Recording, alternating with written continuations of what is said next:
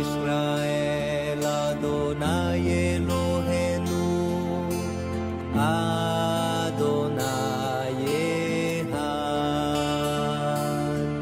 Shema Israel Adonai Eloheinu Adonai Echad.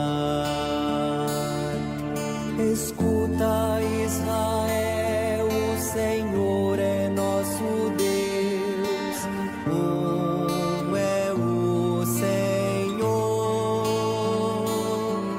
Escuta, Israel, o Senhor é nosso Deus, é o Senhor.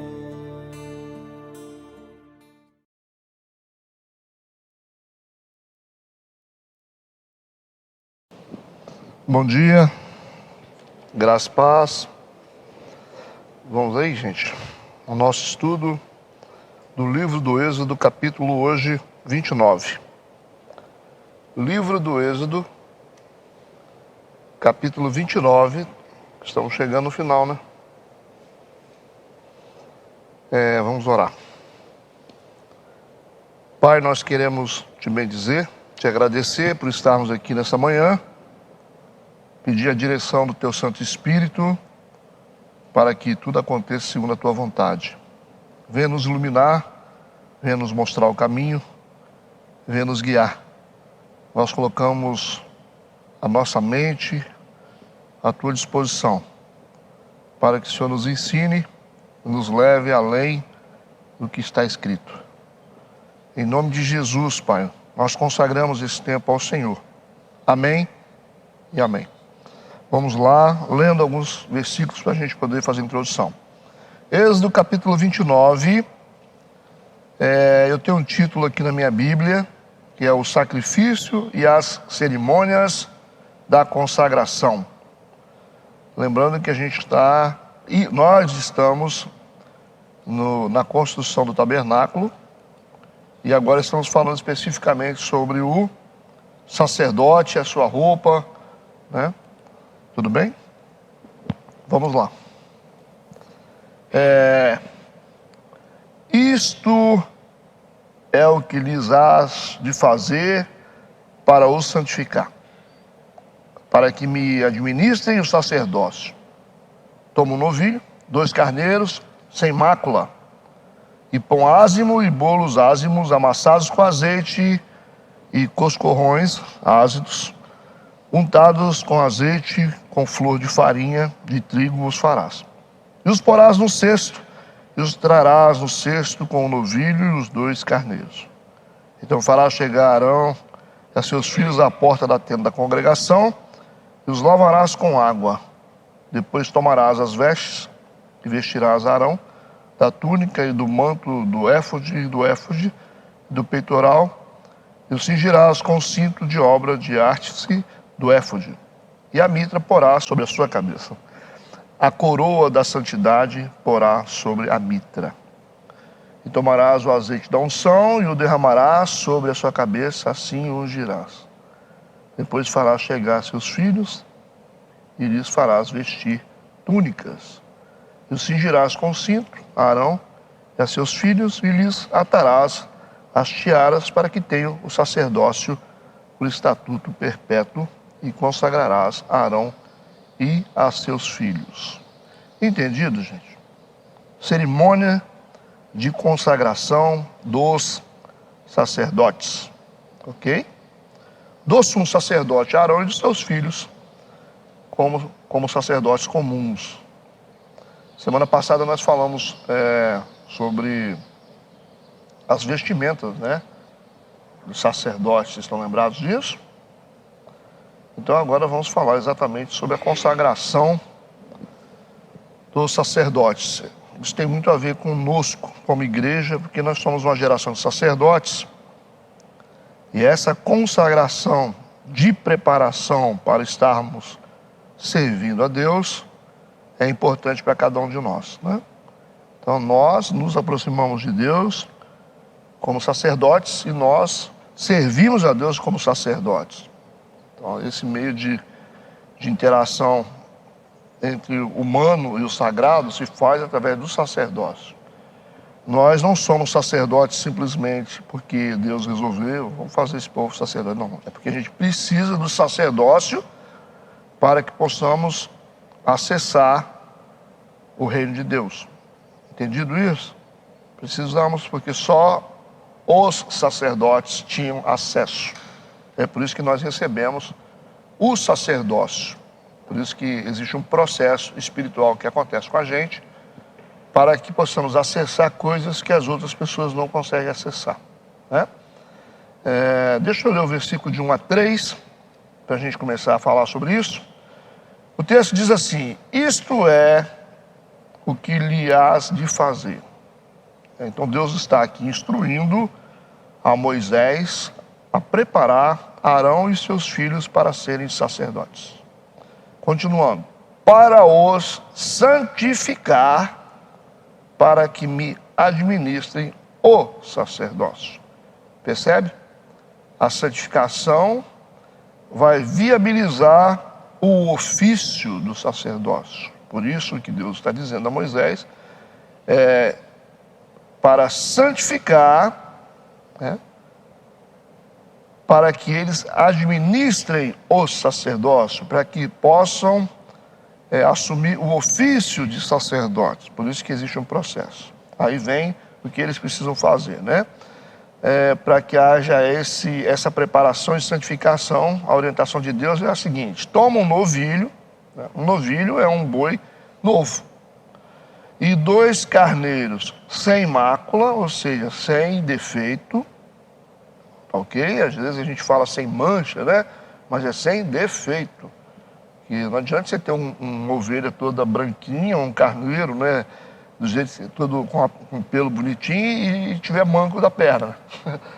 Então é sem defeito. E pão ázimo, o pão tinha que ser sem fermento, o pão, ok? Os bolos também teriam que ser sem fermento, amassados com azeite. E os coscorões, está escrito aí, são pães finos, tá? Aqueles pãezinhos fininhos. Untados com azeite, com flor de farinha de trigo, os farás. E os porás num cesto, e os trarás no cesto com o novilho e os 2 carneiros. Nós vimos aqui uma relação de material que será oferecido como oferta a Deus.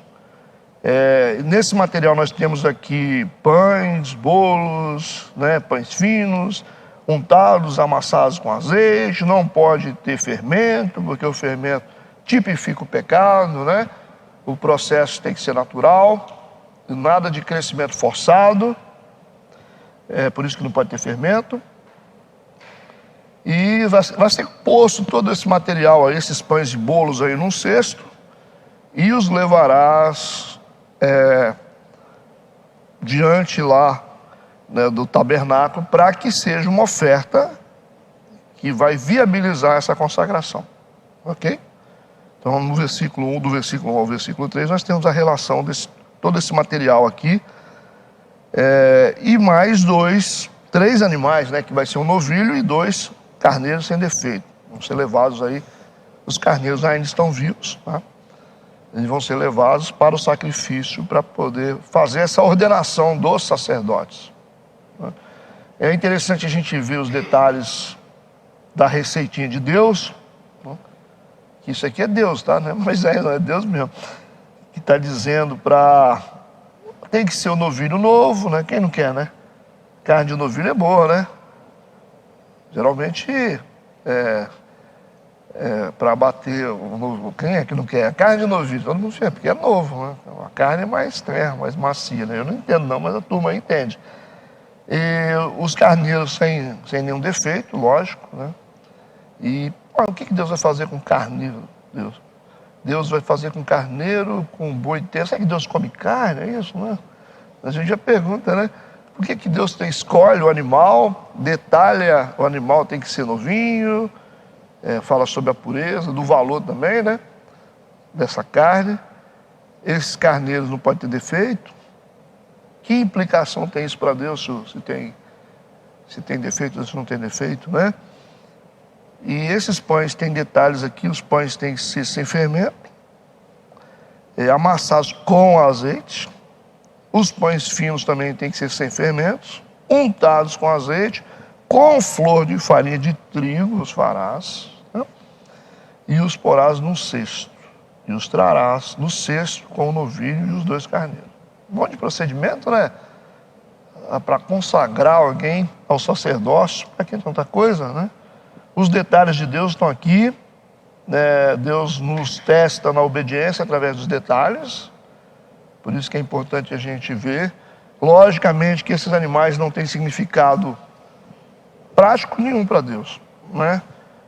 No sentido de carne, no sentido de pureza. Deus não come carne, Deus não come pão, nada disso aí. E tudo isso aqui dá muito trabalho, né? Dá muito trabalho, porque fazer pão não é fácil, amassar pão não é fácil. E esses carneiros aqui e essa novilha vai ser oferecida em sacrifício, mas são coisas muito importantes que tem aqui. São coisas importantes, porque os animais que vão ser oferecidos não são animais assim, são valiosos, porque é uma novilha. E depois, porque são carneiros sem defeito. Não pode ter defeito nenhum. Então, é um animal que está ali, né, separado. Então, tem um valor muito grande para o homem. Aí que está o negócio, né? Então, algo de valor do homem sendo oferecido para Deus. Esse valor para Deus, repito, na prática, não tem nenhum significado, mas existe um valor de obediência. De você fazer algo que tem significado para você, aquilo que é importante para Deus. O que é importante para Deus? Aquilo que é importante para nós também. Pastor, o que tem valor para Deus? O que tem valor para você tem valor para Deus. Você não acha importante? As coisas que têm valor, ou a gente faz para Deus de qualquer jeito? Não pode. Você não gosta disso? É importante para você? Seu tempo é importante? Claro, então é importante para Deus também. Seu tempo tem valor. As coisas, a sua vida, né?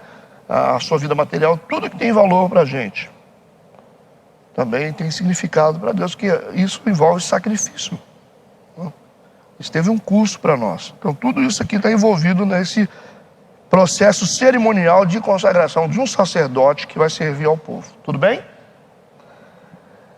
Nessa cerimônia, essas ofertas estão aqui para viabilizar algo muito importante, que é a santificação dos sacerdotes, que daria direito à administração do sacerdócio. Então, eles só vão conseguir acessar, ter direito a esse ofício, se eles estiverem santificados.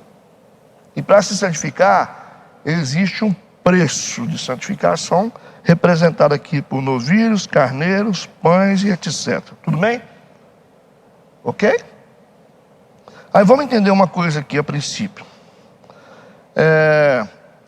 A gente entendeu que pela lista de material aqui, que vai ser oferecida, a gente entende que o preço, existe um preço sacrificial, né, da santificação para o ofício. Existe um preço sacrificial, porque esses animais e esses pães representam um preço, ok? Por isso que é muito selecionado. Esse preço será pago pela santificação. Quando eles entregarem esses materiais, esses animais, esses pães, isso representa a santificação deles. Eles vão estar santificados por causa desse preço. Então nós temos aqui o preço sacrificial da santificação para o ofício. Então, os ofícios que fazemos na igreja, né? Todo mundo aqui tem um ofício, né? E de forma sacerdotal, ok? Então, tudo que vocês fazem para Deus, o importante é fazer o que você foi chamado para fazer. Não é você achar que aquilo que o outro está fazendo que é importante, mas o que é importante a ser feito é aquilo que você foi chamado para fazer. Como nós somos um corpo, não dá para todo mundo ficar numa posição só. Não dá para todo mundo ser pé, ser mão ou ser braço. Não dá. É só ter um pouco de raciocínio. Se você tem aí, você tem um corpo, você já tem os pés, então você não precisa mais de pé. Você precisa de ter mão, olho, né, braço. Tem várias coisas aqui no corpo de Cristo. Isso que às vezes a igreja não entende. Todo mundo quer ser mão. Eu quero ser mão também. Como assim? Então não é corpo. Não é? Corpo tem várias partes. É importante que todos são importantes, não são importantes? Todos estão ligados no corpo. Existe importância, a mão é mais importante que o pé? Não, ela só faz uma função que o pé faz outra. Então a irmã A é mais importante que a irmã B? Não. São pessoas diferentes com funções específicas. O dedo tem importância? Tem. Assim diminui um pouquinho a unha. Pastor, não quer ser unha, não. Não, por que não? Por causa do tamanho, né? A unha é menorzinha. O que você quer ser? Eu queria ser um fêmur, né? Uma coisa assim, mas, né? Tá certo. Mas assim, quantas pessoas... A unha não tem importância? Claro que tem. Quando a unha inflama, e dói demais, não dói? Tem gente que fica doente com a unha inflamada. Tem importância ou não tem? O dedinho, mindinho tem importância? Tem. Tudo tem função. Né? Não adianta você falar que o cara perdeu o dedo. Vai perder o dedo. O corpo não está completo. Tanto é que Jesus, quando ele foi crucificado, ele foi o único crucificado, condenado, que não teve o corpo quebrado. Por causa da profecia. Então não podia, porque nós não poderíamos fazer parte de um corpo imperfeito. O que eles faziam, os romanos? Eles quebravam as pernas do condenado para acelerar o processo da morte. O cara não conseguia respirar, né? O cara estava pendurado. Quebrava as pernas do cara, o cara ficava pendurado, não respirava, morria rápido para não entrar nos dias sagrados. Às vezes tinha festa, tinha Páscoa, então adiantava o processo da morte do cara para ele poder não morrer nas festas sagradas. Os judeus não queriam isso. Então, só que Jesus ninguém tocou nele, ninguém quebrou um osso dele. Por que não? Né? Porque ninguém ia tocar no corpo de Cristo, que ninguém quebra o corpo de Cristo. Quem tenta quebrar o corpo de Cristo vai ser quebrado.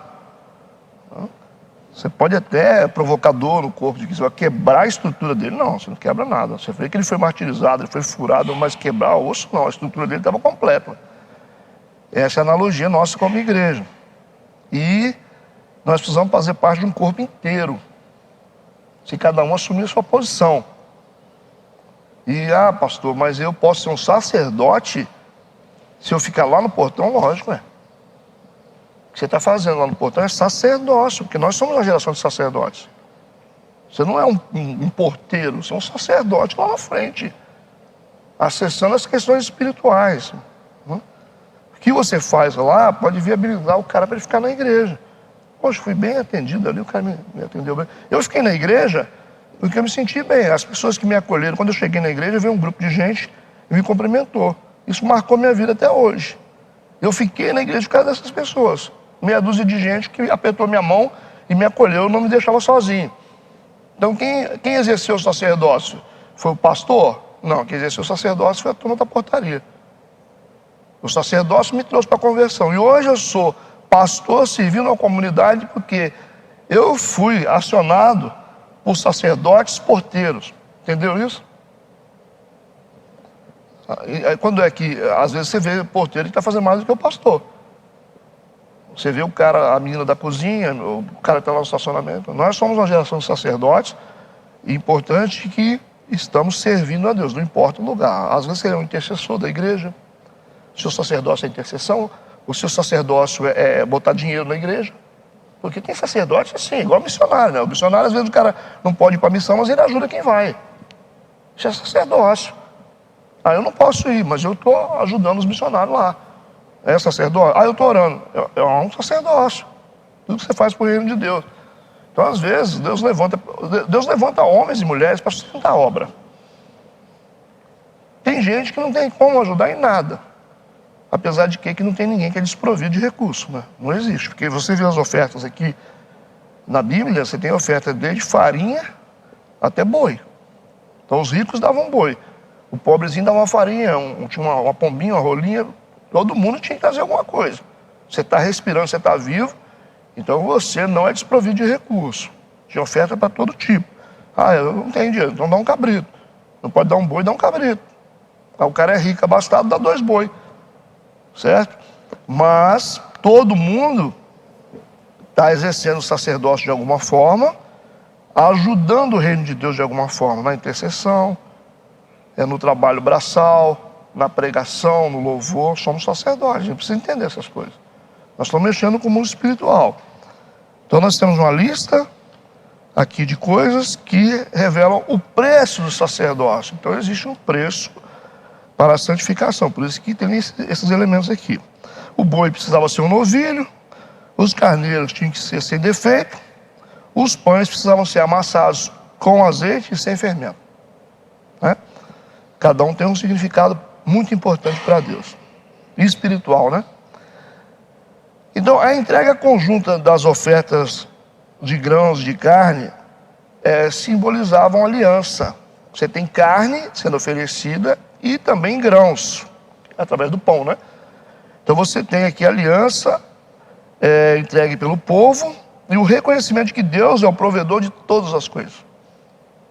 Eles estão entregando isso por determinação de Deus, provando que Deus é provedor de todas as coisas. Né? Porque o que a gente tem é o que a gente entrega. Não é isso? Para que serve um boi aqui?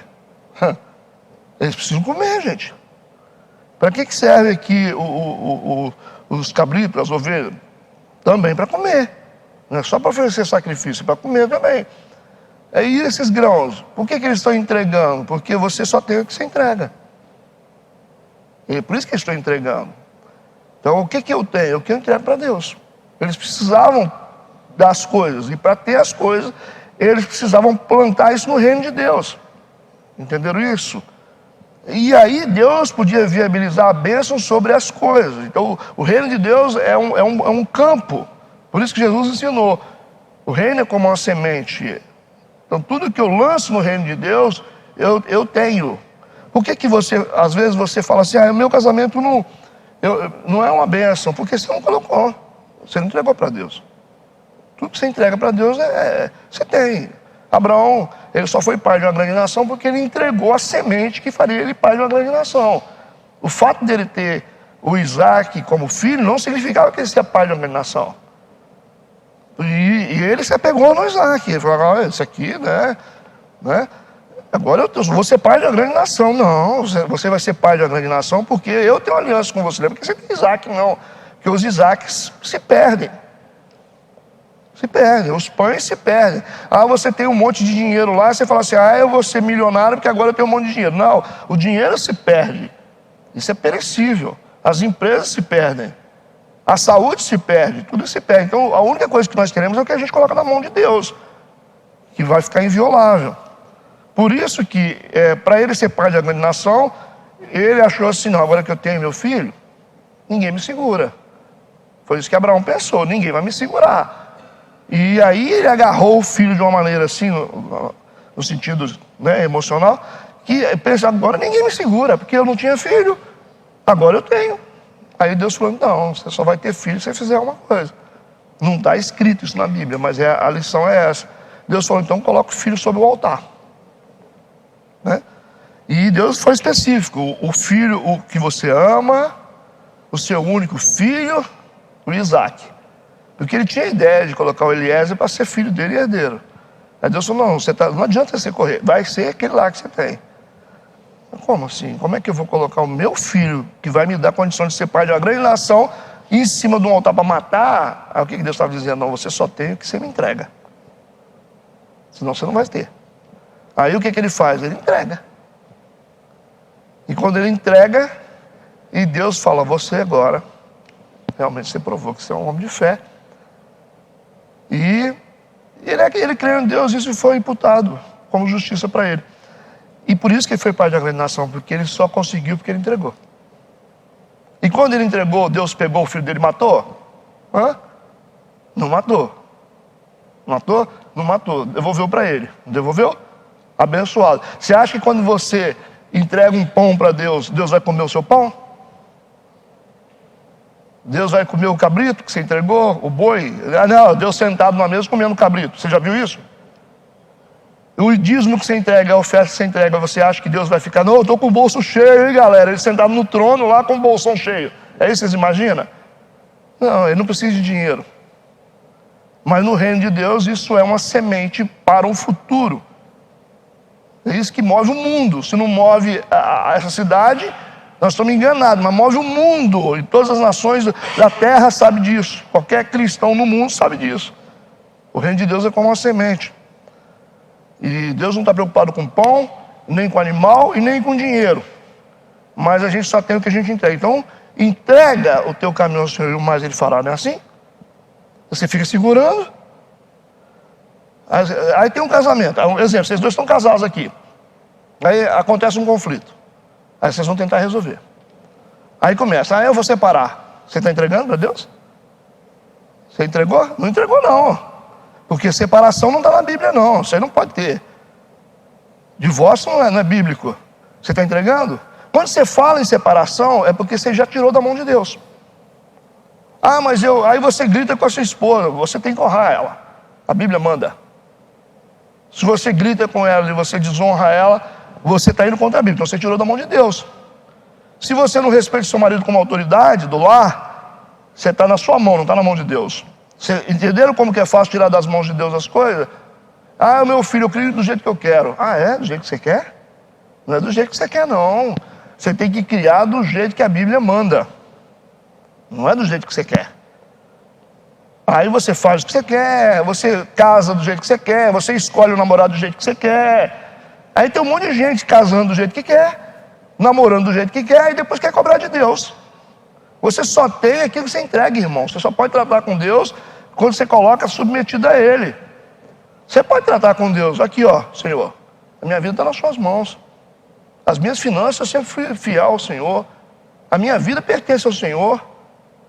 E agora eu preciso de uma resposta. É assim que a gente trata com Deus, quando você tem a vida submetida a Ele. Aí você pode tratar com Ele. Agora é um tal de gente que não quer nada com Deus, daqui a pouco vem com por que Deus? Por que? Você vai falar o que de Deus? Você não serviu a Deus. Você nunca serviu, o que você quer saber? Falar o que com Deus? Não, porque Deus tem que fazer o quê? O que ele tem que fazer? Tem que fazer nada. Sabe por quê? Porque você nunca entregou sua vida para Ele. Entrega o seu caminho, entrega seu casamento, entrega suas finanças, entrega a sua saúde, entrega para Deus. Aí você vai ter. Tudo que você segura, vaza pelos dedos. Não é assim? Você não aperta. De manhã aperta, vai vazar aqui, É isso que a gente está fazendo. Os que estão perdendo dinheiro, estão perdendo família, estão perdendo alegria, estão perdendo ministério, por quê? Às vezes o ministério não funciona do jeito que Deus quer. Você que é um sacerdote, você tem vida própria? Você tem vida própria? Você vai fazer o que você quer? Onde é que você tem que estar quando você é um sacerdote? Não, mas não, você é sacerdote. Sacerdote é sacerdote. Você não é empresário? Você não é empresário, não. Você é sacerdote. Mas eu gosto de curtir. Então vai curtir. Você não é sacerdote, não. Sacerdote comia comida diferente, vestia roupa diferente e tinha uma vida dedicada no templo. Isso é sacerdote. É o preço do sacerdócio. Mas eu gosto de ser livre. Então você não é sacerdote. Então você vai cuidar da sua vida. Então você não nasceu para ser crente. Que vida cristã é diferente. Bem diferente. Entendeu o que eu falei? Então nós precisamos entender o seguinte: nós só temos de Deus aquilo que a gente entrega. Se não entregou, não cobra nada. Tá certo? Não cobra nada. Esse é o segredo da vida para tudo que a gente faz. Agora não é fácil, né? Porque quando você coloca na mão de Deus, você tem que aguentar a bucha. O cônjuge vai te dar motivo para você separar. Você vai dizer assim: não separa porque eu temo a Deus. Eu vou orar, eu vou servir, vou buscar ajuda, vou fazer o que a Bíblia manda. Não fazer o que você quer. Aqui na igreja o que mais você vê é isso, a gente fazendo o que quer. Já chega na minha sala: não, porque eu vou separar. Como? Você não devia nem falar isso. Já começou errando. Você não podia nem falar esse assunto aqui. Esse assunto não devia caber na boca de um crente. Não existe isso para nós. Tá certo? A gente tem que lutar até o final. A não ser que tenha um adultério comprovado, certo? A não ser que tem morte, a não ser. É assim. Então tem concessões na Bíblia para isso. Mas eu não aguento. Você vai aguentar. Claro que você vai. Vai. Jesus aguentou, que você não vai aguentar. Mas não aguenta. Você vai aguentar seu filho, você vai aguentar seu marido, você vai aguentar sim. Tá? Aonde que você aguenta? Na cruz. Vai lá para a cruz e você aguenta. Toma a tua cruz e siga Jesus. Aí você aguenta. Na cruz você perdoa. Jesus não perdoa. Lá fala assim, pai, perdoa, porque eles não sabem o que faz. Na cruz a gente perdoa. Na cruz a gente aguenta. Na cruz a gente suporta. Na cruz a gente luta. A gente ora. A gente persevera. A gente anda mais uma milha. Claro que aguenta. Aguenta. Só não aguenta fora dela. Tem gente que não aguenta nem culto. Nem 20 minutos de culto. Então esse negócio de crente, falar, não, o que eu vou fazer? Rapaz, é umas coisas que eu vou te falar um negócio com vocês. As pessoas, elas arranjam o problema que elas gostam. Não é tão difícil nossas coisas.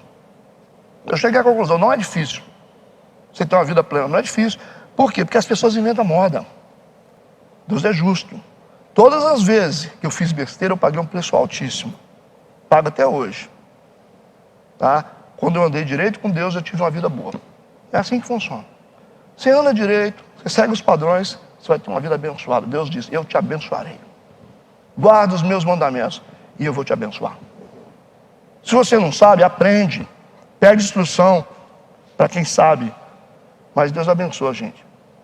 Aí quando a gente começa a ter uma vida que é um inferno, é porque a gente faz um monte de coisa e a gente fala assim, não estou nem aí, sabe? Vou fazer o que eu quero. Vamos seguir o barco. O novilho tinha que ser uma oferta oferecida pela expiação do pecado. Um dos carneiros era para a oferta de holocausto, para ser queimada, e o outro carneiro era uma oferta para consagração. Depois, mais adiante, a gente vê isso aqui. É importante saber que a santificação proposta através dessas ofertas criava autoridade. Isso é que eu quero que vocês entendam. Por isso que eu quero gastar um tempinho aqui nessa entrada aqui. A santificação proposta através dessas ofertas criava autoridade. Autoridade se chama direito, tá certo? Autoridade é direito. Direito. Quando você tem autoridade, você tem direito. Deus te concedeu, alguém te concedeu o direito. Se eu falar para você assim, a partir de hoje, eu vou estar fora e você vai cuidar da igreja e você é a autoridade da igreja. Eu estou dando direito para ele poder liderar a igreja. Ele tem direito, mas isso não quer dizer que ele vai conseguir. Certo? Então, essas ofertas criavam, né, a possibilidade, criavam a autoridade, que é o direito, para o ofício. Então tem gente que tem direito para o ofício. Direitos. Se eu ordeno alguém, ele tem direito, mas não significa que ele vai conseguir ser um pastor. A gente tem que saber separar essas coisas. Então, enquanto o poder, né, o poder vem do dom. São duas coisas diferentes, direito e poder, certo? E só que o dom que viabiliza o poder, ele se dá através do chamado. Aí que tá. Eu posso muito bem colocar você para ser uma pastora, você ganhou direito, certo? Mas ninguém garante que você vai ter poder. É isso que tem acontecido. Às vezes você coloca alguém numa posição de autoridade, dá direito para a pessoa, só que a pessoa não tem poder. Entenderam isso? Viram a diferença de poder e autoridade? Por que a gente tem que separar essas coisas? A nível de estudo, a gente precisa separar isso bem, saber o que a gente está falando. Fora de estudos, desse contexto de estudo, a gente pode falar o que a gente quiser por aí afora. Mas estudando, a gente tem que separar o que é poder e o que é autoridade. Você está lá expulsando um demônio. Expulsou o demônio. Você tem o quê? Você tem poder. Você pode ter uma autoridade, porque Jesus, eu dou autoridade para você. Eu vos dei autoridade. Não é a autoridade, presta atenção, não é a autoridade que faz o demônio sair, mas sim o poder. Entendeu o que eu falei? Por que a gente tem que organizar isso? Tá? A gente tem que abrir a caixa, desmontar as peças e falar quais são as peças aqui. Então, o fato de você ter uma autoridade, eu dou autoridade para você, não significa que você tem poder. Deu para separar? O que é poder? Poder, power. Imagina uma explosão. Você pode ter, por exemplo, uma bomba que não explodiu. Eu te dou uma dinamite na mão, mas se você não explodiu nada com essa bomba, com essa dinamite, você tem o que na sua mão? Você tem na sua mão um direito sem poder. que o poder, ele tem que entrar em curso. O poder é como se fosse, quando você quer mudar a vida de uma pessoa, o que você precisa? Você precisa de influência. A influência é uma parte do poder. O poder de mudar as pessoas, isso é influência. Então muita gente tem autoridade. Ah, você é o quê? Eu sou pastor. E você? Eu sou evangelista. E você? Ah, eu sou diácono. E você? Ah, eu sou não sei o quê. Tá. O que você fez como evangelista? Nada. Então você tem realmente, você foi instituído com uma autoridade, você tem um direito, mas desvinculado do poder. Um evangelista que não ganhou alma é um evangelista sem poder, é uma bomba que não explode. É uma caixa d'água que está cheia, mas está todo mundo morrendo de sede.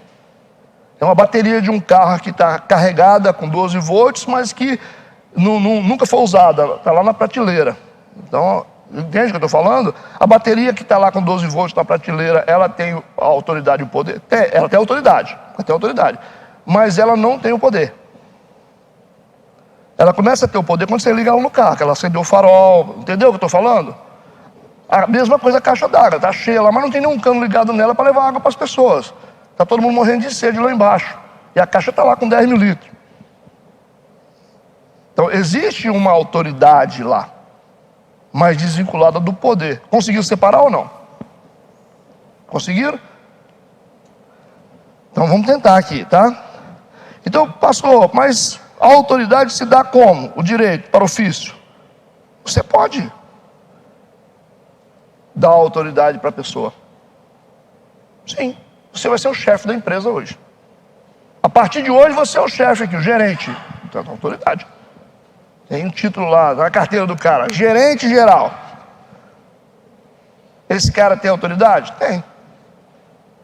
É igual o professor, né? Que sabe matemática e não sabe ensinar. Tem autoridade de professor, mas não tem poder de influência para mudar a vida das pessoas. Você não entende nada que ele fala. Confere o que eu estou falando? Podemos seguir? Então, a autoridade é só o direito, gente. É só o direito. Mas precisamos do poder. E o poder se dá através do chamado. Aí que está a coisa. Então eu não posso simplesmente dar título para as pessoas. Se a pessoa não tiver chamado, ela só vai ter autoridade, não vai ter poder. Aí você consegue enxergar pessoas em posições que não têm poder. Só tem o título da autoridade. Então, o chamado que você recebe, ele te dá o poder. Por quê? Aquela coisa, né? Deus capacita quem ele chama. Não é assim? Então, se Deus chamou, Deus te dá poder. Vamos pegar um texto? Êxodo 31, de 1 a 5. Êxodo 31, de 1 a 5. Vamos lá. Para a gente entender essa questão de chamado e poder. O Êxodo 31, versículo de 1 a 5 diz assim: Depois falou o Senhor a Moisés dizendo: Eis que eu tenho chamado, é isso que está escrito, por nome a Bezalel, o filho de Uri, filho de Ur, da tribo de Judá. Ele não chamou o cara? Eu enchi do Espírito de Deus. Está dando poder para ele agora. De sabedoria, poder também. De entendimento, poder. E de ciência, poder. Em todo lavor. Para quê? Para elaborar projetos e trabalhar em ouro, em prata, em cobre e lapidar pedras para engastar, e em talhas de madeira para trabalhar em todo lavor. Percebe como que o chamado cria para Deus uma responsabilidade de dar o poder? Então não adianta o cara pode ser o cara mais analfabeto do mundo. Se Deus chamou ele, Deus vai dar poder para ele. Certo? É isso que a gente tem que separar. Pastor, mas o cara que foi chamado por Deus então, e Deus deu poder, ele tem autoridade, lógico. Está tudo vinculado. A autoridade, ele tem uma posição que Deus deu para ele, ele é realmente lá o evangelista, mas ele foi chamado por Deus, por isso que ele tem o poder também. E a influência vai estar na vida dele. Tudo que ele fizer vai influenciar. Ele vai mudar a vida das pessoas. Certo? Porque a gente tem que separar o seguinte: existe poder de. Poder de. Isso é autoridade. Entendeu? Poder de. Isso é autoridade. Agora, poder com, aí já é influência. É diferente as coisas. Compliquei? Vamos raciocinar. Eu tenho poder de. Você vai mandar em tudo isso aqui. Assim. É isso aí. Isso aqui. Aqui você vai mandar ali. Eu tenho poder de futuro. É poder de. Autoridade. Agora, poder com significa que tem mais coisas envolvidas, que vem aí, vem a influência. Você tem que alterar o estado das pessoas. Aí é o poder em movimento. É diferente. Aí a água está saindo da caixa d'água e está indo matar a sede das pessoas. Você tem um poder que está influenciando. Então a água está correndo pelos canos. Enquanto que a água está só na caixa, você só tem autoridade. Você não tem nenhum tipo de poder de influência. Certo? Então quando você evangeliza alguém e a pessoa se converte, o seu poder, você vê que a sua autoridade, ela tem poder e está influenciando as pessoas. Você pregou, a pessoa aceitou Jesus. Você conversou, a pessoa mudou. Você orou, a pessoa foi curada. Então percebe? Então você tem uma autoridade que foi te dada e ao mesmo tempo existe um poder nessa autoridade que está fluindo. Não é tão difícil, né? Então seria o poder de, é só autoridade. Sim, você tem poder de. Poder com Aí é influência. Aí é o poder da influência. Você está mudando a situação. Você sabe cantar. E você canta? Não canto. Então, não é difícil de entender, né? Repete? Sim, execução. Mas para você executar, você tem que ter a capacidade de executar também. Porque às vezes o cara está dando tiro para todo lado e não está fazendo nada. Sim, aí você tem que ter o chamado. E o poder só vem com o chamado. Então não adianta você ficar exigindo do cara que não vai ser nunca. Por quê? Porque você deu para ele uma autoridade, mas ele não tem poder porque não foi chamado. E vai ficar lá. Eu sou professor, mas ninguém aprende com você. Como é que faz? Não tem aquele professor que você fica doido que acaba a aula dele? Então não é professor. E aí você fala, mas não aprendo nada. Aí vem um cara jeitoso lá, ensina matemática, português, né? De um jeito, você fala, rapaz, eu não comecei a gostar não. Você vê que o cara, ele tem o dom. Aqui, ó. O dom é uma coisa doida, né? Que o dom para o ofício, você fala assim, puxa, mas como é que pode, né? Como é que Deus deu isso para ele? Deus dá assim para as pessoas. Você nem imagina, o cara canta melhor que você, prega melhor que você estudou não sei quantos anos na faculdade lá, e o cara fala melhor que você. Por quê? É porque Deus escolheu a pessoa e deu. E o que eu falei na reunião de pastores, uma coisa importante também, é que às vezes o dom, ele é inviolável. O dom é inviolável, porque ele vem de graça. O dom é de graça. Se o dom se você pagasse pelo dom, Deus podia tirar. E como Deus não, você não pagou o preço do dom, porque tem gente que acha que tem, tá? Tem gente que acha assim, não, eu vou ser um cara que vou colocar a mão no enfermo e ele vai ser curado. Ele fala assim, o que eu tenho que fazer? Aí compra um livro. 5 passos para você curar o enfermo. Aí você se desdobra, filho. Aí você vai lá, bota a mão. Jejum, bota a mão. Não acontece nada. Aí vem o cara lá que, coitado, nem ora direito, bota a mão no enfermo, o enfermo fica curado. É isso que a igreja não entende. A igreja acha que a Bíblia diz que você deve buscar os dons. Mas Deus dá do jeito que Ele quer. Ele dá do jeito que Ele quer. Né? Ele distribui do jeito que Ele quer. Ele capacita a gente do jeito que Ele quer. Ele escolhe os caras que não tem nada a ver. Umas mulheres que você fala, pelo amor de Deus, né? Aquilo não cumpre nem horário e faz um monte de coisa aí, vai orar, Deus faz tanta... É assim que funciona. O dom Deus distribui assim, ó. Então Deus não pode tirar o dom, porque Ele deu de graça. Só que o que acontece com o dom? O dom, você está lá, vamos dizer que você prega bem, você canta bem, você ora, as pessoas são curadas, ele é inviolável. Você vai ver gente que continua sendo usada mas está indo para o inferno. É o que você mais vê. Você está achando que o cara, porque o cara adulterou, Deus vai parar de usar ele? Porque o cara roubou da igreja, Deus vai parar de usar ele? Aí você vai ver o cara que está aprontando todas na vida, não paga ninguém, Deus está usando ele. Porque a igreja acha que dom é sinônimo de santidade, mas não é. Dom não é sinônimo de santidade, não, gente. Santidade é santidade, dom é dom. E o que leva a gente para o céu? Santidade. Sem santidade ninguém verá o Senhor. Não é isso? O dom vai continuar ali. Não vai ser removido. Você vai ver o cara escrevendo o livro, ele vai estar pregando, ele vai ser usado por Deus. Ele enrolou o cara, falou assim, cara, rapaz, como é que Deus usa esse cara? Esse cara não paga ninguém. Que é dom. Dom é dom. Ah, mas nem oro como eu oro, como é que Deus usa? É assim. Não está vinculado à oração, não está vinculado ao jejum, não está vinculado à santidade. Dom, é distribuído. E o dom, ele continua. Esse é o problema. É aí que você entra num ponto cego. Porque como você tem a cultura de achar assim, não, se Deus está me usando, é porque Deus está respaldando a minha vida. Aí você continua. Você está pregando bem, Deus está te usando, você canta bem, Deus usa você para isso, faz coisas, as pessoas vêm, se convertem. Você pensa assim, não, então Deus está me respaldando. E a igreja acha isso também. Você nunca imagina que um homem usado está em pecado. Aí que a gente se engana. Por que vai ter tanta gente que vai para o inferno por causa do dom? Por causa disso. Eles vão dizer, expulsei demônios em teu nome, curei enfermos em teu nome.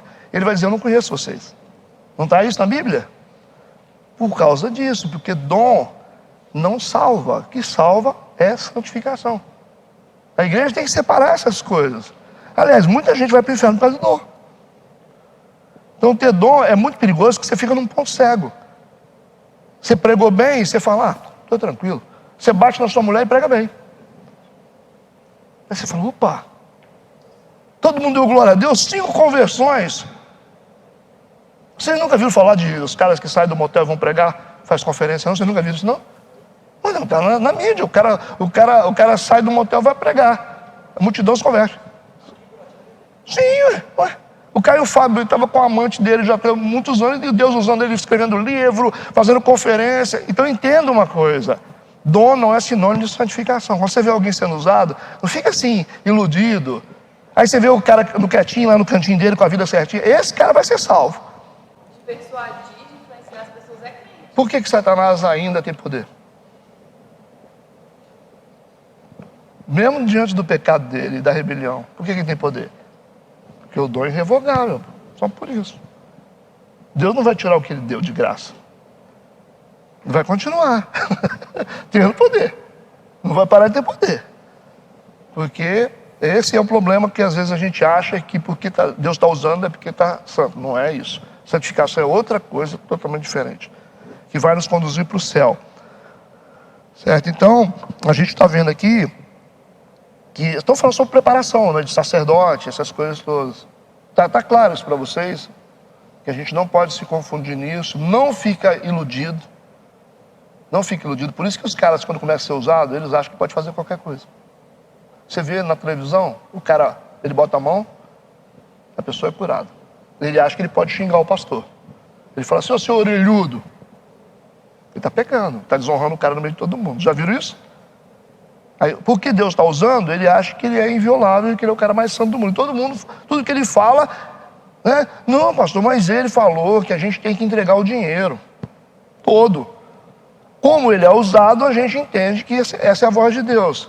Aí daqui a pouco o cara está lá na sala com a mulher do outro cara, e ele tocou na mulher do cara. Aí a mulher fala, não, mas é porque ele é um homem santo, é igual o João de Deus.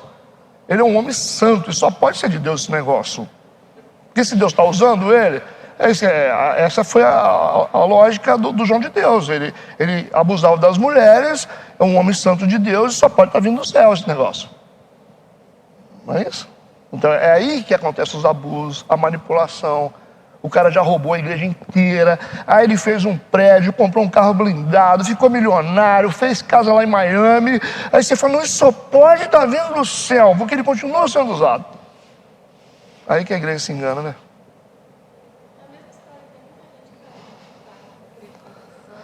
Então tá aí, ok? Então, o poder, ele precisa ser habilitado para ele poder operar, ok? E para ser habilitado, ele precisa de ter não só autorização, autoridade. Ele precisa também ser uma escolha de Deus. Então nós temos que ser escolhidos por Deus para isso. Porque senão você vai ficar fazendo barulho o dia inteiro. Não vai chegar a lugar nenhum. E tira da cabeça de vocês que se você olha para esse cara aqui, você vê ele sendo usado, se você orar, você vai ficar igual a ele. Isso não vai acontecer. Às vezes ele não ora nada e Deus usa ele. Eu conheci homens de Deus, assim, o cara não pagava ninguém, e Deus botava a mão nas pessoas, as pessoas eram curadas. Era uma coisa fantástica. Não dava cheque sem fundo para todo lado. É o que mais você vê. Deus, é um dom, fazer o quê? Agora, esse dom vai servir para condenação, pode ter certeza disso. Esse é o passaporte para o inferno. Porque se o cara tem um dom e ele ainda brinca com Deus, esse cara não tem jeito, não. O dom, às vezes, é um passaporte para o inferno. A santificação leva a gente para o céu. Santificação. Sem santificação, ninguém verá o Senhor. Certo? Então não precisa ficar com inveja de ninguém, não, porque esse cara está numa situação difícil. Ou essa mulher. Tá? Porque lidar com dom não é para qualquer um. Você acha que Deus vai dar poder para alguém assim e vai deixar a pessoa fazer o que quer? Você acha que uma pessoa pode botar a mão no enfermo e a pessoa ser curada e Deus vai dar isso aí e a pessoa vai fazer o que quer? Você está por fora. Por trás disso tem um inferno esperando a pessoa que não sabe lidar com isso. Gente que ouve a Deus. Deus fala claramente no ouvido da pessoa. Isso aí pode ter certeza que vai ter um custo alto. O cara, Deus mandou te dizer. Mandou mesmo, irmão? Bom, tá bom. Tá bom. Já que Deus está assim com você, cuidado, hein? O que você está falando aí? Toma muito cuidado. Você que gosta de falar, você que gosta de dizer, você que vê, estou vendo um anjo aqui, outro aqui, beleza, não tem problema. Você pode ver do jeito que você quiser. Mas saiba de uma coisa, isso aí para você vai ter um custo alto, se você usar isso de forma errada. É fácil você manipular uma pessoa. Um cara que é usado por Deus, ele faz tudo o que quiser com você. Vocês têm dúvida? Se um cara tem o poder para curar um filho seu, Renato, ele arranca seu dinheiro, rapaz. Ele vai dizer para você, não, eu preciso de um carro, você tem um carro para me dar? Você dá. Não adianta você falar que você não dá, que você dá sim, pela cura do seu filho você dá. Você dá a sua vida, você dá a sua casa. Esse é o problema. Esse é o problema. Acho que ficou bem entendido?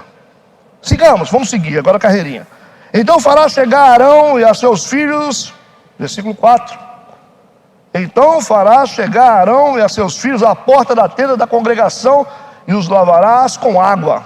Aí os sacerdotes, o sumo sacerdote que Arão, mas os filhos que são sacerdotes comuns, eles terão que se banhar, tomar um banho como um ritual antes de vestir as vestes sagradas que nós falamos semana passada.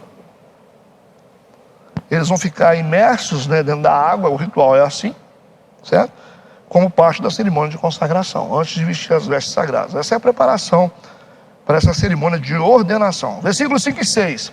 Depois tomarás as vestes e vestirás a Arão da túnica e do manto do éfode do peitoral, e o cingirás com um cinto de obra de arte do éfode, e a mitra porás sobre a sua cabeça, a coroa da santidade porás sobre a mitra. Estamos falando especificamente das roupas do sumo sacerdote. Aqui é a pessoa de Arão, certo? Então a roupa do sumo sacerdote é diferente dos sacerdotes. Arão é o sumo e os filhos são sacerdotes comuns, por isso usam roupas inferiores. Está entendido isso? Até o cinturão que ele usa é específico, porque indica um grau de hierarquia. Nós estudamos isso semana passada. Versículo 7.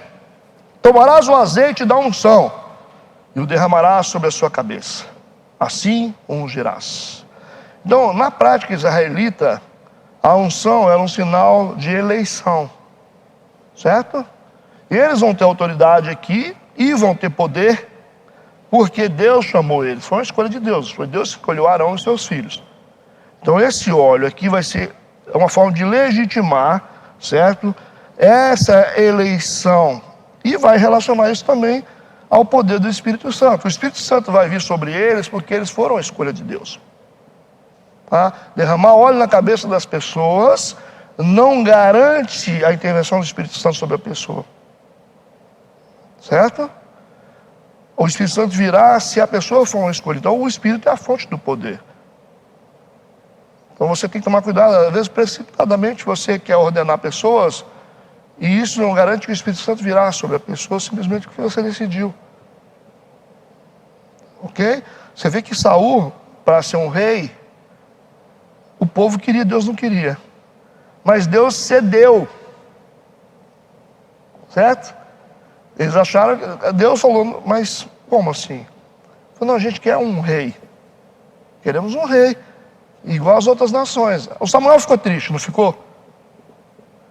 Como Deus não queria, a gente já imagina, então ele não vai ter a unção de rei. Mas Deus falou assim, não, Samuel, faça o que eles estão querendo. Então Deus aceitou a decisão do povo, e quando veio a unção sobre Saul, o que aconteceu? Ele ficou cheio do Espírito Santo. Entenderam isso? Então nós precisamos de uma autorização, uma liberação de Deus para que a pessoa seja cheia do Espírito Santo. Porque senão você vai fazer o seguinte, você vai ordenar uma pessoa e vai jogar uma carga sobre ela e Deus fala, não tem nada com isso. Não tem nada com isso, eu não chamei. Aí você vai ver o cara vai morrer, ou a mulher. Percebe? Não, mas porque a turma queria, mas Deus não queria, então esse cara vai ficar sozinho, ele não vai aguentar o tranco.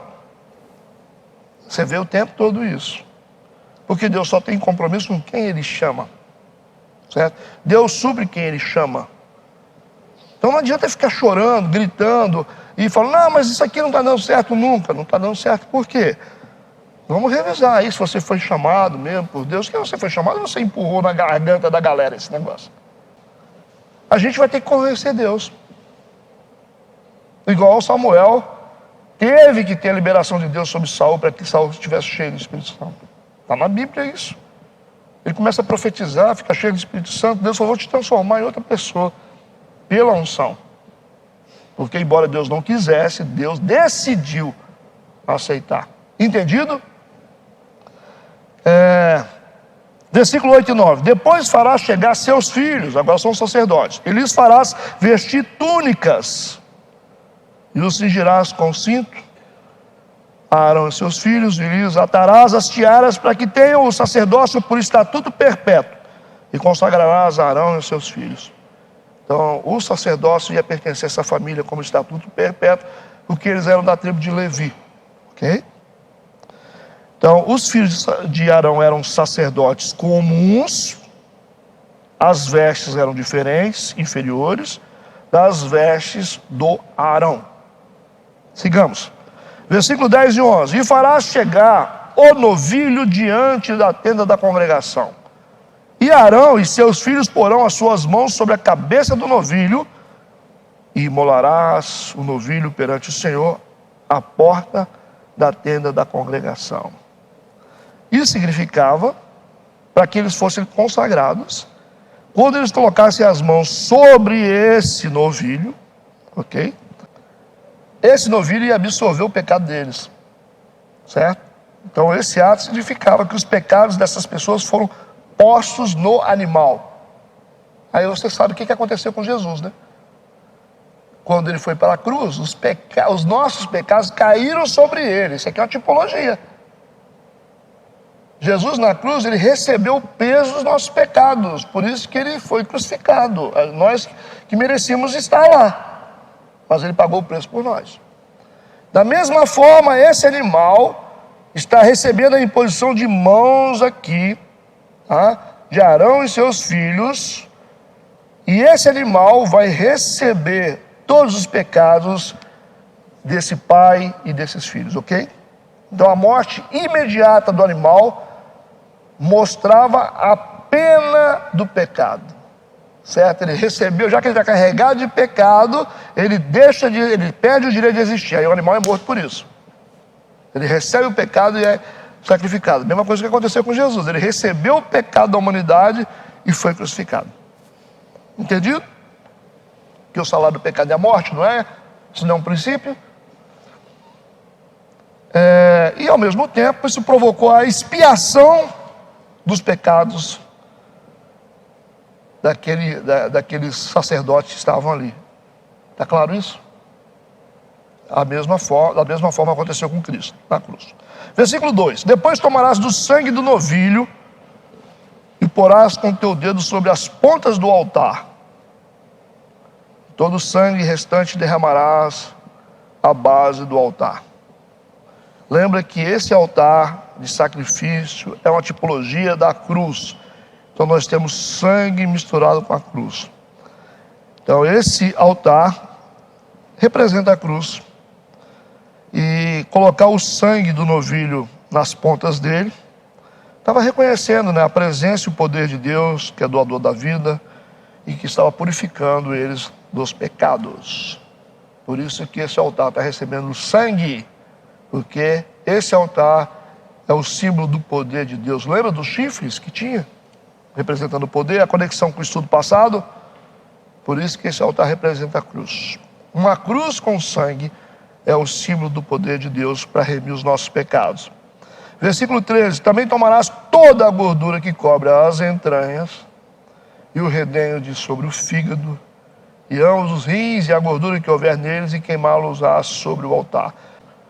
Então essa é uma relação muito interessante entre aquilo que Cristo fez por nós, sendo crucificado, removendo o nosso pecado. Aqui está sendo removido o pecado dos sacerdotes, mas para a nossa vida a gente entende realmente o significado.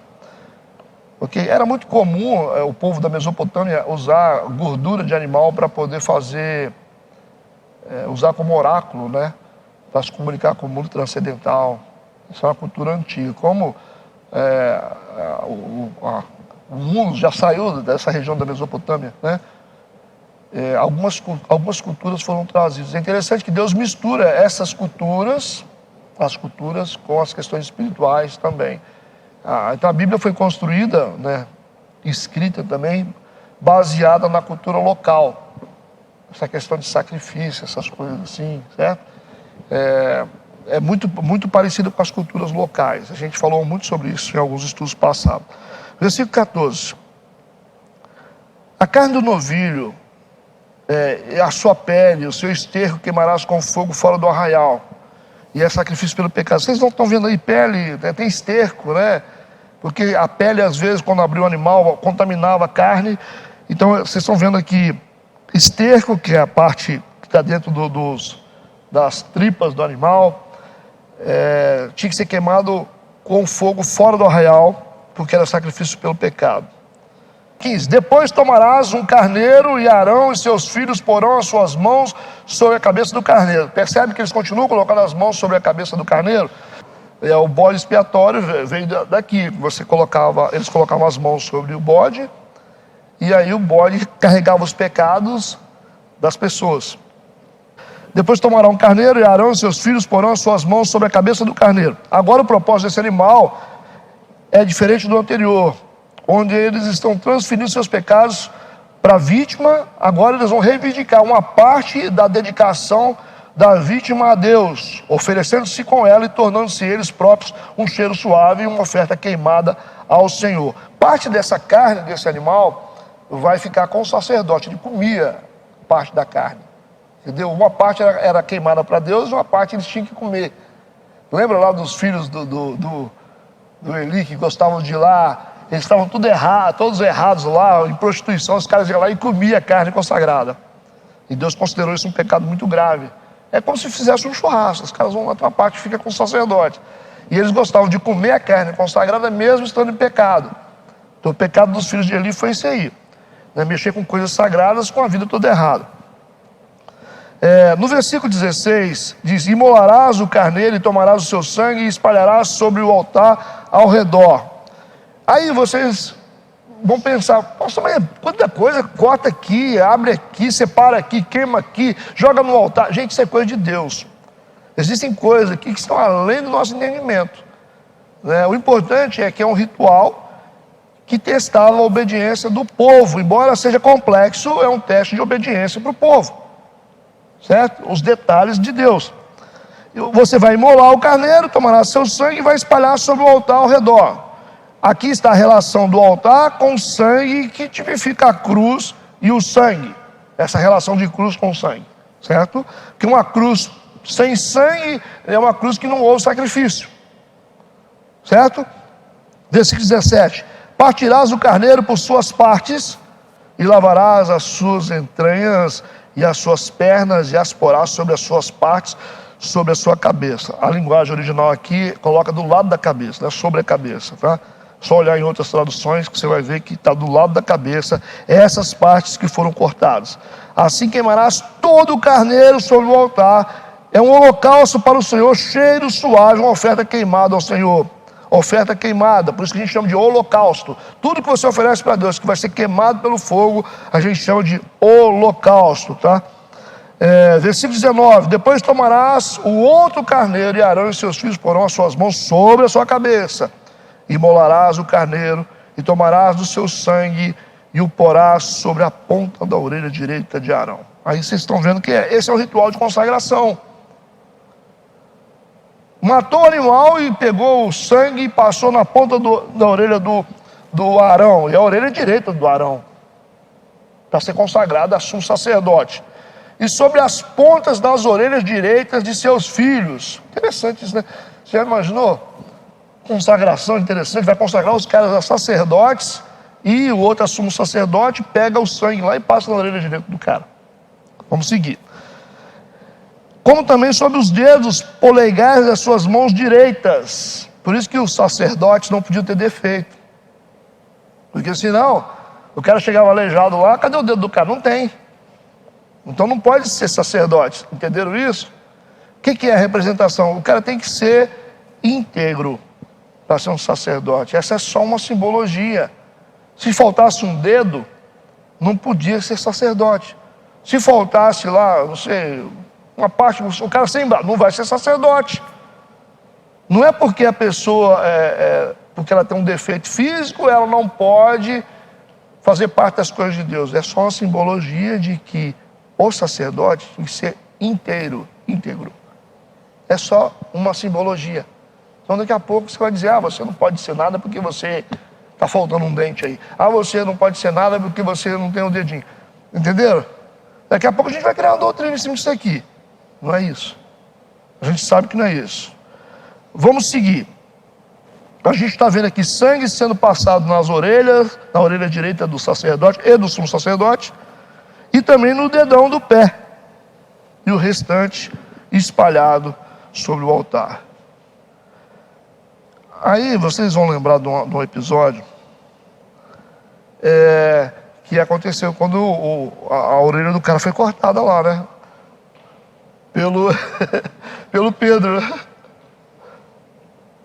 E esse cara que teve a orelha cortada, ele era servo do sumo sacerdote. Então é uma gravidade. O Pedro fez uma coisa além do que a gente imagina, né? Que esse Malco, ele era servo do sumo sacerdote. Ele estava em preparação para ser sacerdote. Ele não podia ter defeito. E o que aconteceu? O cara estudava de 5 a 6 anos para ser um sacerdote. Depois que ele formava, ele tinha que passar 1 ano andando com o sumo sacerdote, para tudo quanto é lado. E ele estava exatamente junto com o sumo sacerdote ali, preparando para a formatura dele. Entendeu? Então assim, era o último ano que estava no estágio final dele, queria receber lá o certificado para ele poder ser sacerdote, para ser consagrado. O Pedro vai lá e corta a orelha do cara. Talvez Jesus falou com ele assim: Pedro, você não sabe o que você fez. Você só não cortou a orelha de um cara, não. Você acabou com o sonho dele. O cara estudou tantos anos para ser sacerdote. O cara está 1 ano que ele está fazendo estágio aqui, agora você arranca a orelha do cara. Como é que nós vamos passar sangue na orelha dele? Cortou a direita ainda. A hora de consagrar o cara, aquela festa, todo mundo chega o mal sem orelha. Então, você pode ir embora, que você vai ser... Que decepção. Então o Pedro fez uma coisa terrível, nem imaginou o que ele fez, né? Entendeu? Isso é uma mensagem que está embutida dentro do que aconteceu. Ele matou um sonho do cara. Ele destruiu o sonho do cara. A família do cara ia dar todo mundo esperando para a formatura dele. Aí vem aquela fila de sacerdote assim, chega o mal com o senhor e fala, pode voltar. Deixa fora. E aí Jesus pega e coloca a orelha do cara no lugar. Devolveu para o cara o sacerdócio. Né? Então, o sangue colocado na ponta da orelha direita lembrava-lhes que seus ouvidos deveriam estar sempre abertos e atentos à voz de Deus. Função do sacerdote. Colocado no polegar da mão direita, ensinava que eles não deveriam tomar em mão senão o que for santificado. A mão era consagrada, né? Colocado sobre o dedão do pé direito, era uma advertência de que deveriam andar nas veredas da santidade. Ouvir, fazer e andar. Por isso que o sangue era uma simbologia, né? Entendido? Cada coisa que tem na Bíblia aqui. Versículo 21. Então tomarás o sangue que estará sobre o altar, e do azeite da unção, e os aspargirás sobre Arão, e sobre as suas vestes, e sobre os seus filhos, e sobre as vestes de seus filhos com ele, para que ele seja santificado, e as suas vestes também, seus filhos, e as vestes de seus filhos com ele. Percebe que essa roupa, toda cheia de sangue agora dos sacerdotes, embora pareça que a roupa está toda encharcada de sangue, mas era uma forma de lavar os pecados deles.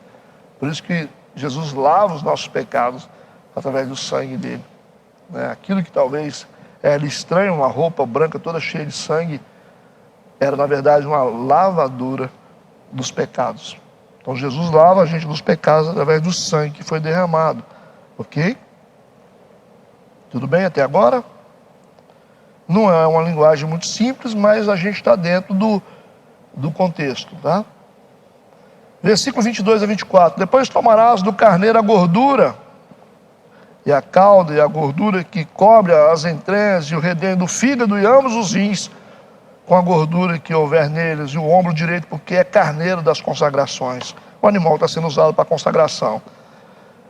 E um pão, e um bolo de pão azeitado, e um coscorão, que é o pão fininho, né? Dos cestos dos pães ázimos, que estão diante do Senhor.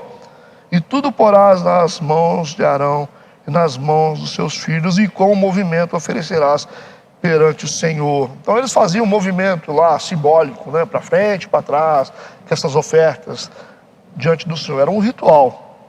Então esse material específico e de grande valor era uma oferta a ser oferecida para Deus.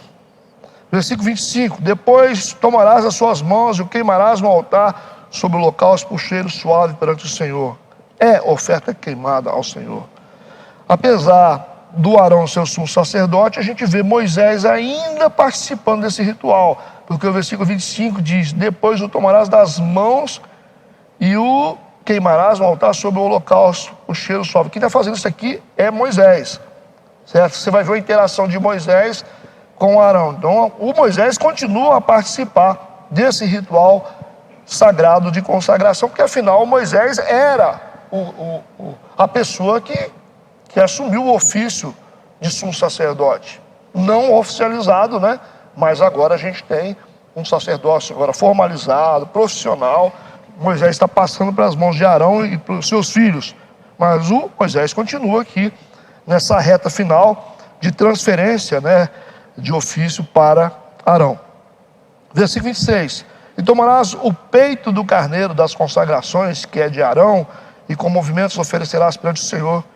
Isso será a tua porção. Então, parte da oferta que os sacerdotes iriam comer, né? Eles faziam um movimento para frente, para trás, assim, todo um ritual. Você vê isso muito sendo imitado na igreja católica. O cara pega lá o cálice, tem essas coisas, né? São rituais que são feitos imitando algumas coisas na Bíblia. Versículo 27. E santificarás o peito da oferta de movimento. Esse movimento aqui é o movimento que eles faziam. E o ombro, né, da oferta alçada. A alçada é porque é uma oferta específica para o momento. Toda oferta alçada é uma oferta que você prepara para um momento específico. Que foi movido e alçado do carneiro das consagrações, que for de Arão e de seus filhos. Então era movimento na horizontal, na vertical, certo? Fazia assim, com movimento. Vocês veem isso muito em rituais. Já viram em filmes? Sacerdotes de outras religiões, os caras, você vê até nos rituais satânicos, né? Os caras fazem assim, depois fazem assim, esses rituais. Então eles copiam desses movimentos sacerdotais que haviam na Bíblia. Ok? Versículo 28. E será para Arão e para seus filhos por estatuto perpétuo dos filhos de Israel, porque é oferta alçada, ou seja, oferta para aquele momento. E a oferta alçada será dos filhos de Israel, dos seus sacrifícios pacíficos, a sua oferta alçada será para o Senhor.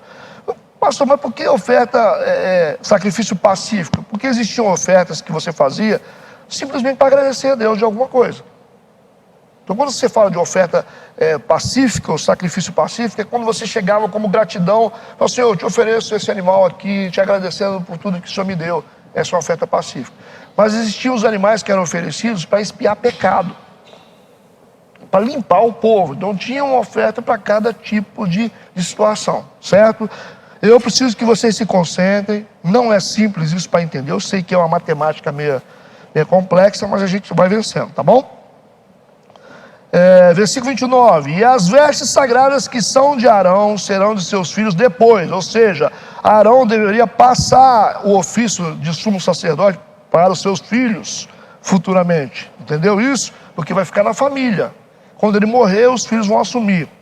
Versículo 30. 7 dias as vestirás aquele que de seus filhos for sacerdote em seu lugar, quando entrar na tenda da congregação para ministrar no santuário. Então, na morte do sumo sacerdote, os filhos deveriam assumir, e deveria ser 7 dias de dedicação nessa cerimônia de consagração do sumo sacerdote, ok? Então nós temos uma cerimônia que deveria durar 7 dias, quando você passava o ofício de pai para filho, poderia só ter um sumo sacerdote, não poderia ter 2, tá? Lembra da política que aconteceu na época de Jesus, onde tinha 2 sumos sacerdotes. Versículo 31 e 32. E tomarás o carneiro das consagrações e cozerás a sua carne no lugar santo. E Arão e seus filhos comerão a carne desse carneiro e o pão que está no cesto à porta da tenda da congregação. Então nós temos aqui o carneiro das consagrações, né?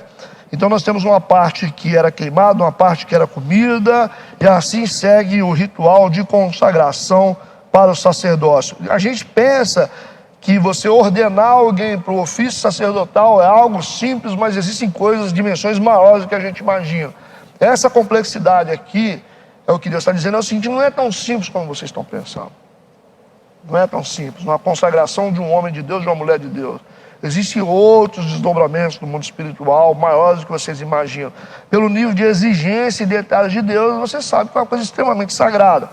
Então fica aí para a gente amadurecer como igreja, para entender o papel de um sacerdote e para as pessoas entenderem o que é ser um sacerdote, para depois não ficar aí achando que é algum prêmio político, porque você vem na igreja muito, tá? Não vai rolar. Versículo 33 e 34. E comerão as coisas com que for feita expiação para consagrá-los e para santificá-los. Eles teriam que comer parte do sacrifício. Mas o estranho delas não comerás, porque são santas. E se sobrar ou sobejar alguma coisa da carne das consagrações, ou do pão até pela manhã, o que sobejar queimarás com fogo. Não se comerá, porque é santo.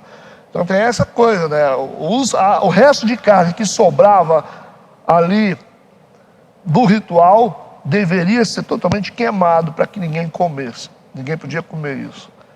Antigamente, na época de Paulo, o que eles faziam?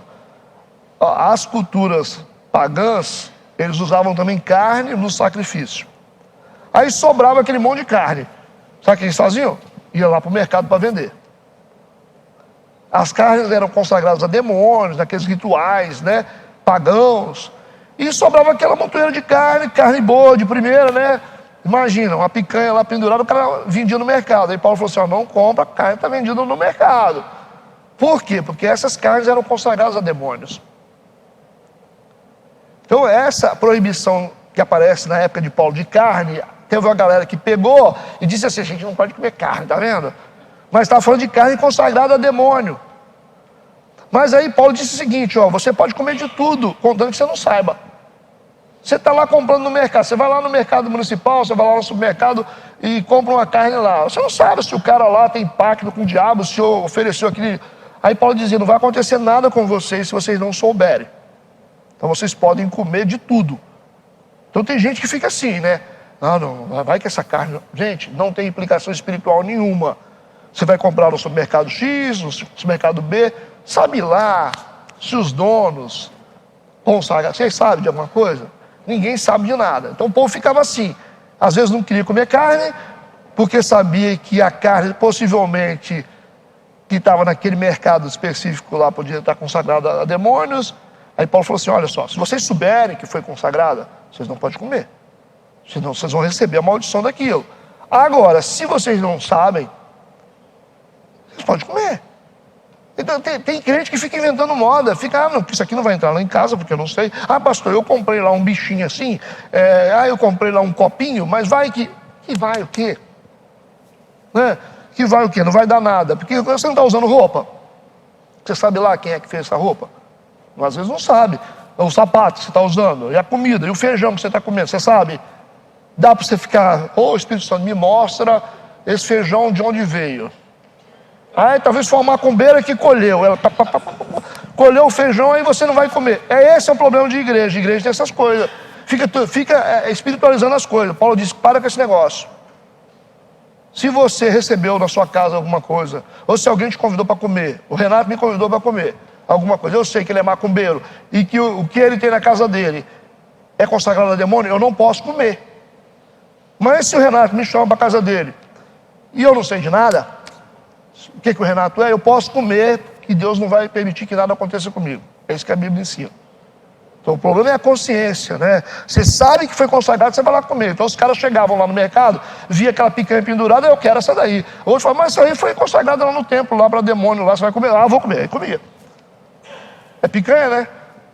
Eu só estou dando exemplo, tá? Então o que manda é a consciência. Senão não vai poder comprar carro. Então os que falam assim, você sabia que o dono da Fiat é satanista? Tem esse negócio de crente. Você sabia que o dono da Colgate, tinha Colgate, não sei se tem, é crente? Tem que comprar Colgate. Você sabia que os donos da Toyota são satanistas, porque parece um chifre? Bicho, pelo amor de Deus. Mas eu já vi coisa de arrepiar os cabelos de gente que não compra isso, não compra aquilo outro. Eu quero saber lá, rapaz. Se eu não souber de nada, eu vou comendo tudo. Se você não quiser, manda tudo lá para casa. Mas lógico, Eu não tô nem... Você acha que demônio... Rapaz, demônio vai ter poder sobre a gente? A não ser que você saiba. Você não vai na casa de fulano, não, que ele é macumbeiro. É o macumbeiro que cai para lá pro canto. Nós somos crentes. Sabe de macumbeiro? É lógico, o cara tá lá com coisa consagrada. Eu não vou comer, né? Eu não bebo nem água. Agora, você vai fazer uma visita para a pessoa, você não sabe de nada. Fazer o quê? Pastor, você bebeu água na casa de fulano? Bebi. Pastor, você não sabe que aquela mulher mexe com o espiritismo. E daí? Não dá nada. E não dá mesmo. Então Paulo teve que dar essa instrução para a igreja para entender, porque senão eu não entendia, né? Então, misticismo evangélico é terrível, né? Vamos lá. Vocês estão vendo aqui, versículo 35. Assim, pois, farás a Arão e seus filhos conforme tudo o que eu te tenho ordenado. Deus está falando para Moisés.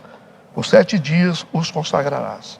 A gente vê o número 7 respaldando a cerimônia como algo realmente divino, a preparação dos sacerdotes e do sumo sacerdote aqui. Versículo 36, também cada dia prepararás o novilho por sacrifício pelo pecado para as expiações. Só uma ênfase aqui rapidinho, gente, a gente está no final, que havia uma cerimônia que tinha que acontecer todos os dias. Todos os dias, preparar um novilho por sacrifício pelo pecado para as expiações. E purificarás o altar, fazendo expiação sobre ele e ungirás para santificá-lo. Então o altar teria que ser limpo e existiam sacrifícios que eram diários. Certo? Tinha sacrifício que era mensal, outro que era anual. Mas o povo, os israelitas, eles tinham um sacrifício que era específico, todos os dias. Sacrificavam alguma coisa para Deus. O que eles entendiam com isso? Se todos os dias eles ofereciam um sacrifício, era uma forma deles dizerem para Deus que a vida deles estava submetida a Deus. Certo? Por isso que eles sacrificavam todo dia, igual você orar todo dia. É igual você fazer devocional todos os dias. Então, quando você se submete, sacrifica todos os dias, você se submete a Deus completamente. Então, é isso Deus entendia de que esse povo tinha a vida totalmente submetida a Ele. E esse povo podia tratar com Deus. Porque eles podiam falar com Deus e pedir a Deus o que eles quisessem. Porque todos os dias eles entregavam a vida para Deus. Eles entregavam o sacrifício para Deus. Esse era o papel do sacrifício diário. Ter uma vida rendida e submetida a Deus todos os dias. E o nosso sacrifício, vocês sabem o que é, né? O nosso culto racional. É o nosso culto, a nossa devoção. O nosso sacrifício é esse aqui. Versículo 37. 7 dias farás expiação pelo altar e o santificarás. O altar será santíssimo. Tudo que tocar será santo. Então, esse é um problema. O altar ficava santificado. Eu li no versículo 35, também, nos anteriores. Aquela comida, aquela carne que era tirada, não poderia ser comida por outras pessoas do mundo, que não eram sacerdotes, senão eles seriam santificados. De tão sagrado que eram as coisas. Já pensou um negócio desse? Aí a gente vê a Santa Ceia também, né? Aí o pessoal começa a querer banalizar também as coisas, né? Então tem que tomar cuidado com isso, que aquele momento da Santa Ceia é extremamente sagrado. Depois que acabou, vira pão e suco de uva. Mas não dá para você ter ímpio aqui tomando Santa Ceia, por favor, né? Então vocês têm que ensinar as pessoas que chegam na igreja. Às vezes as pessoas perguntam para vocês: eu posso tomar Santa Ceia? Não pergunto para vocês? Aí você tem que ensinar. Falou: você é membro da igreja? Não. Você é membro de alguma igreja? Sou. Você está em comunhão? Não, então você não pode tomar Santa Ceia. Porque Santa Ceia é para comunhão. E a pessoa que está aqui na igreja, ela não está lá. Né? Ela está vindo aqui, ela não está lá. Então ela está no meio. Entre uma igreja e outra tem o mundo. Então a Santa Ceia, ela é feita para o corpo de Cristo. Certo? O corpo de Cristo. E você não pode tomar uma Santa Ceia que você não faz parte desse corpo. Então tem gente que eu fico vendo: pastor, mas a pessoa está tomando. É problema dela. Ela vai sofrer o dano, o peso da Santa Ceia. Santa Ceia, a Bíblia diz, Paulo ensinou que muita gente está dormindo já por causa da Santa Ceia. Então tem gente que morreu e tem gente que está doente por causa da Santa Ceia. Então, resumindo, a Santa Ceia é perigosa para quem toma indignamente. Essa turma que não tem compromisso com Deus, que vem aqui na frente, é perigoso para eles. Porque muita gente morre por causa de Santa Ceia. Católica. Aquela católica mesmo que vai à igreja, se ela chegar aqui e tiver um momento de ceia, para ela está em Que comunhão tem os ídolos? Sim, mas aí qual a conosco? resposta que a gente deve dar para essa pessoa? Ela não faz parte da nossa comunidade. Ela não é crente, ela não é evangélica. A nossa fé é outra. É outra, não tem direito. Vai tomar, se perguntar, você tem que responder. Não pode. Santa Ceia é para os membros da igreja e para quem que é membro de alguma igreja que está visitando. Às vezes a pessoa está viajando, ela é membro da Batista de Vitória. Aí vem aqui: ah, pastor, eu sou membro. Está em comunhão, filho? Vai tomar Santa Ceia. Não entra nessa que Santa Ceia é para todo mundo, não, que isso é mentira do diabo. É simples de você entender. Você é o dedo. Não é o dedo? Você é o outro dedo. Você é esse braço. Você é o pé. Tudo bem. O sangue que entra nesse dedo, ele tem poder de contaminar o corpo todo ou não? Se o cara tem AIDS, você pega uma gota de um soro positivo de sangue e bota nesse dedo aqui.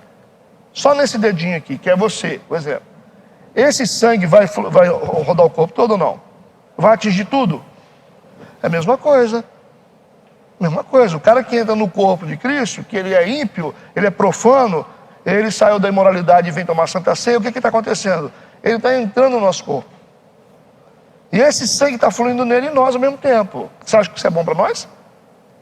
Você acha que é bom? Então nós vamos sofrer dano que a gente não precisa sofrer. Certo? Nós vamos ter peso que a gente não precisa ter. Então esse sangue, esse cara não pode entrar nesse corpo. Porque esse corpo é um corpo. é o corpo de Cristo. A Santa Ceia é o sangue que flui do corpo, que dá vida para o corpo. Esse é o entendimento que a gente precisa ter de Santa Ceia, senão não tem graça. Se Santa Ceia for para todo mundo, então também, então virou bagunça isso aqui. Eu vou tomar Santa Ceia, então eu estou fora. Se você falar assim, Santa Ceia é para todo mundo, então eu não quero tomar essa Santa Ceia, não. Você quer tomar? O bandido lá tomou, o adúltero tomou, o outro, a prostituta tomou. Eu não quero tomar essa Santa Ceia, não. Deixa eu quieto aqui no canto, deixa eu tomar. Eu vou em casa, eu compro uma garrafa de suco de uva, eu consagro, eu tomo eu sozinho. Essa é a lógica do corpo, gente. Por que o cara, quando ele está em pecado, ele tem que se arrepender para tomar a Santa Ceia? Por isso, porque ele não pode entrar no corpo. Por que você brigou com a sua esposa e você não pode tomar a Santa Ceia? Porque você, desse jeito, você não pode entrar no corpo, você contamina o corpo inteiro. Você tem que ir lá pedir perdão para o irmão para poder tomar a Santa Ceia. Essa é a lógica do corpo. Preservar quem está no corpo. Agora é bonito, né? Você fala assim, Santa Ceia é para todo mundo. Não é para todo mundo. Não é para todo mundo, não. Não é para todo mundo. Senão não tem graça. Perdeu totalmente o propósito da Santa Ceia. E eu não quero tomar Santa Ceia num lugar onde a Santa Ceia é para todo mundo. É perigoso. Paulo diz, muitos dormem. Não tomar a Santa Ceia indignamente. O que é indigno? É o cara que não tem direito. Quem não tem dignidade, porque não é digno, então não tem direito. Existem direitos para tomar Santa Ceia. Qual o preço da Santa Ceia? Corpo. Você é corpo de Cristo? Você está em comunhão com a sua igreja? Estou. Então está certo. É isso que a gente precisa ensinar para as pessoas. Não adianta você ficar com dó da titia sua que veio visitar a igreja, não. Você ensina ela a verdade. Falou, não pode, tia. Mas não pode não, tia. Você vai? Vou. Tem gente que fala assim, eu vou. Vai. Pode ir, fica à vontade.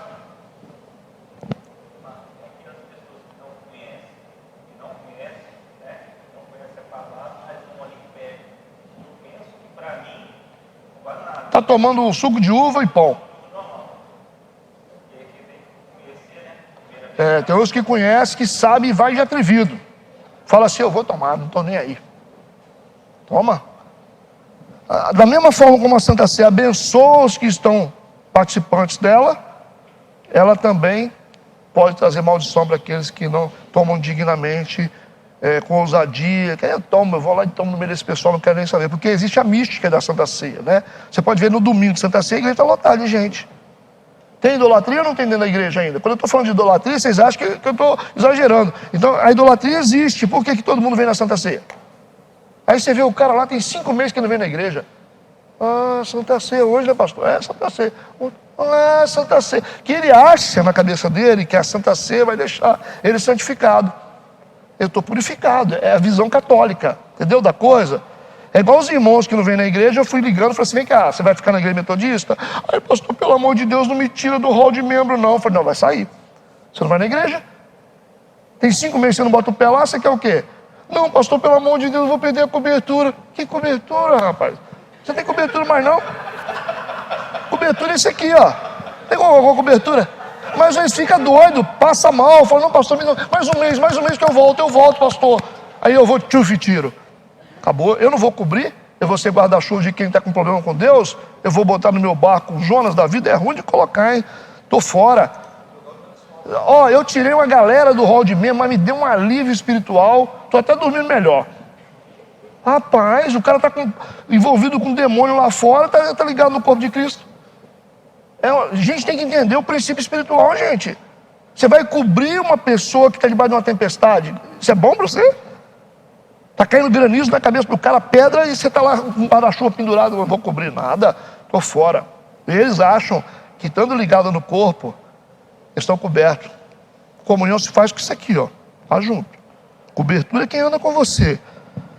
E assim, graças a Deus, a gente vai chegar num ponto da igreja que a gente vai ter uma igreja saudável. Eu vou lutar até onde eu puder. Porque político eu não sou. Então, não estou nem aí se você tem dinheiro, se não tem dinheiro, se não tem. Eu não preciso de dinheiro, Deus me sustenta. Então, eu já disse para as pessoas, o meu sonho vale milhões, então você não vai conseguir me dar. Você tem para me dar? Meu sonho. Eu queria construir uma igreja para 5 mil pessoas. Você tem? Você não tem, então não adianta. Então, o meu sonho é grande. O cara, porque dá um dízimo aí de não sei, mas porque eu sou. Não vai não. Escolheu o cara errado. Vai na esquina lá que você vai encontrar um monte de gente que gosta de dinheiro. Tem uns que chegam na minha sala, pastor, que meu dízimo, não quer saber de dízimo, rapaz. A minha colheita vem da minha semeadura, eu sou dizimista. É de dízimo. Ah, se você não der, o outro Deus levanta. Teve a época nessa igreja, essa igreja foi sustentada há 20 anos, nenhum de vocês estava aqui nessa igreja. Há 21 anos que ela existe, né? Essa igreja acho que dá 21, né? 2001, nenhum de vocês estava aqui. Como é que ela viveu até hoje? Não tem ninguém aqui que estava nessa igreja há 20 anos atrás. Ninguém. Então o que aconteceu? Quem ficou? Ficou o Espírito Santo. O Espírito Santo continuou na igreja, entra gente, sai gente, entra gente, sai gente. Tem uns caras que chegam na nossa igreja, Deus já mandou gente para a igreja, empresário. O cara ficou na igreja e doava assim uma coisa fantástica. Dízimo do cara. Aí você fala, esse cara está fazendo o que aqui? Ele entrava na igreja, depois saía da igreja. Deus só vinha para prover um momento específico. Então Deus, ele traz as pessoas. Ele levanta as pessoas, ele prospera a pessoa. Entendeu? Assim faz. Quantas pessoas da nossa igreja prosperaram? Prosperaram. Tem gente aqui que não tinha nada. E começou a crescer. E nunca faltou nada. E não vai faltar. Não vai faltar, porque isso é coisa de religião. Esse negócio de achar que o cara tem dinheiro, que tem poder, ele está por fora. Está por fora mesmo. Não vai ter mesmo. Está no lugar errado. Eu estou tentando comunicar isso através do meu discurso, mas as pessoas não entendem. Eu falo. Falo lá, pastor, meu dízimo é... Porque eu sou dizimista, eu ajudo os pastores, não quero ajuda. Não quero que você me ajude em nada. Eu tenho que plantar a minha semente para me colher. Não quero ajuda, não quero dinheiro. Eu não nasci sem nada, eu trabalhei a vida inteira. E não adianta, não vai rolar, gente. E essa cultura tem que pegar em vocês. Para ver se a gente acaba com religião dentro de igreja. Tá? Eu prefiro muito mais o cara que ganha salário mínimo, que é fiel, do que o milionário que fica dando migalha para a igreja. Eu prefiro muito mais. Se o cara der 5 mil para a igreja uma vez, 5 mil numa obra daquela nossa, é igual você jogar uma gota no oceano. 5 mil reais. É uma gota no oceano. É melhor você ter o simples lá, fielzinho, que está ali entregando 10% dele, o cara que ganha 2, 3 mil, 4 mil, que está dando o dízimo dele, do que você ter um milionário que de vez em quando, pastor, eu vou dar 10 mil. Porque dinheiro não serve no reino de Deus, o que serve é semente, é dízimo. Então dinheiro é dinheiro. Eu não quero dinheiro, eu quero milagre. Porque dinheiro não compra nada. Você compra com um milagre. É um milagre. O que nós estamos fazendo na nossa igreja é um milagre. A irmãzinha perguntou assim, pastor, de onde você tira dinheiro para fazer essa obra? Eu falei, sei lá, rapaz. Sei lá, sei que o dinheiro está aparecendo. A gente vai chegando nas contas, a gente vai pagando. Eu não vou contar os soldados. Eu falei, pastor, mas é muita coisa. É muita coisa. Você tem lá eletricista trabalhando, o cara colocando gesso, um pedreiro e um pintor trabalhando. E junto com isso, a gente comprou um lote aqui em cima ainda. 2 lotes. Eu falei, como é que fez isso aí? Não sei. Não sei mesmo. Eu não sei. O dono da obra sabe. Eu não vou nem procurar saber. Sua igreja é tudo rico, né? Eu falei, não é nada. Tudo trabalhador. Não tem nenhum rico na nossa igreja. Só da graça. Então, tudo que tinha no altar não poderia ser profanado, porque era sagrado. Então, essas coisas eram tão sagradas que não poderia ser dado para outras pessoas. Versículo 38. Isso, pois, é o que oferecerei sobre o altar, 2 cordeiros de 1 ano, cada dia, continuamente. Aí, ó. A oferta diária era 2 cordeiros novos, simbolizando a entrega imediata a Deus, um pela manhã e outro à noite, vida totalmente submetida a Deus, ok? Versículo 39. Um cordeiro oferecerás pela manhã e outro cordeiro oferecerás à tarde. Já pensou? Todo dia. Como é que faz, né? Como é que Salomão oferecia 1000 holocaustos para Deus de boi? Como é que pode, né? 1000 boi morto. Nem o Freeza, eu acho que não oferece um...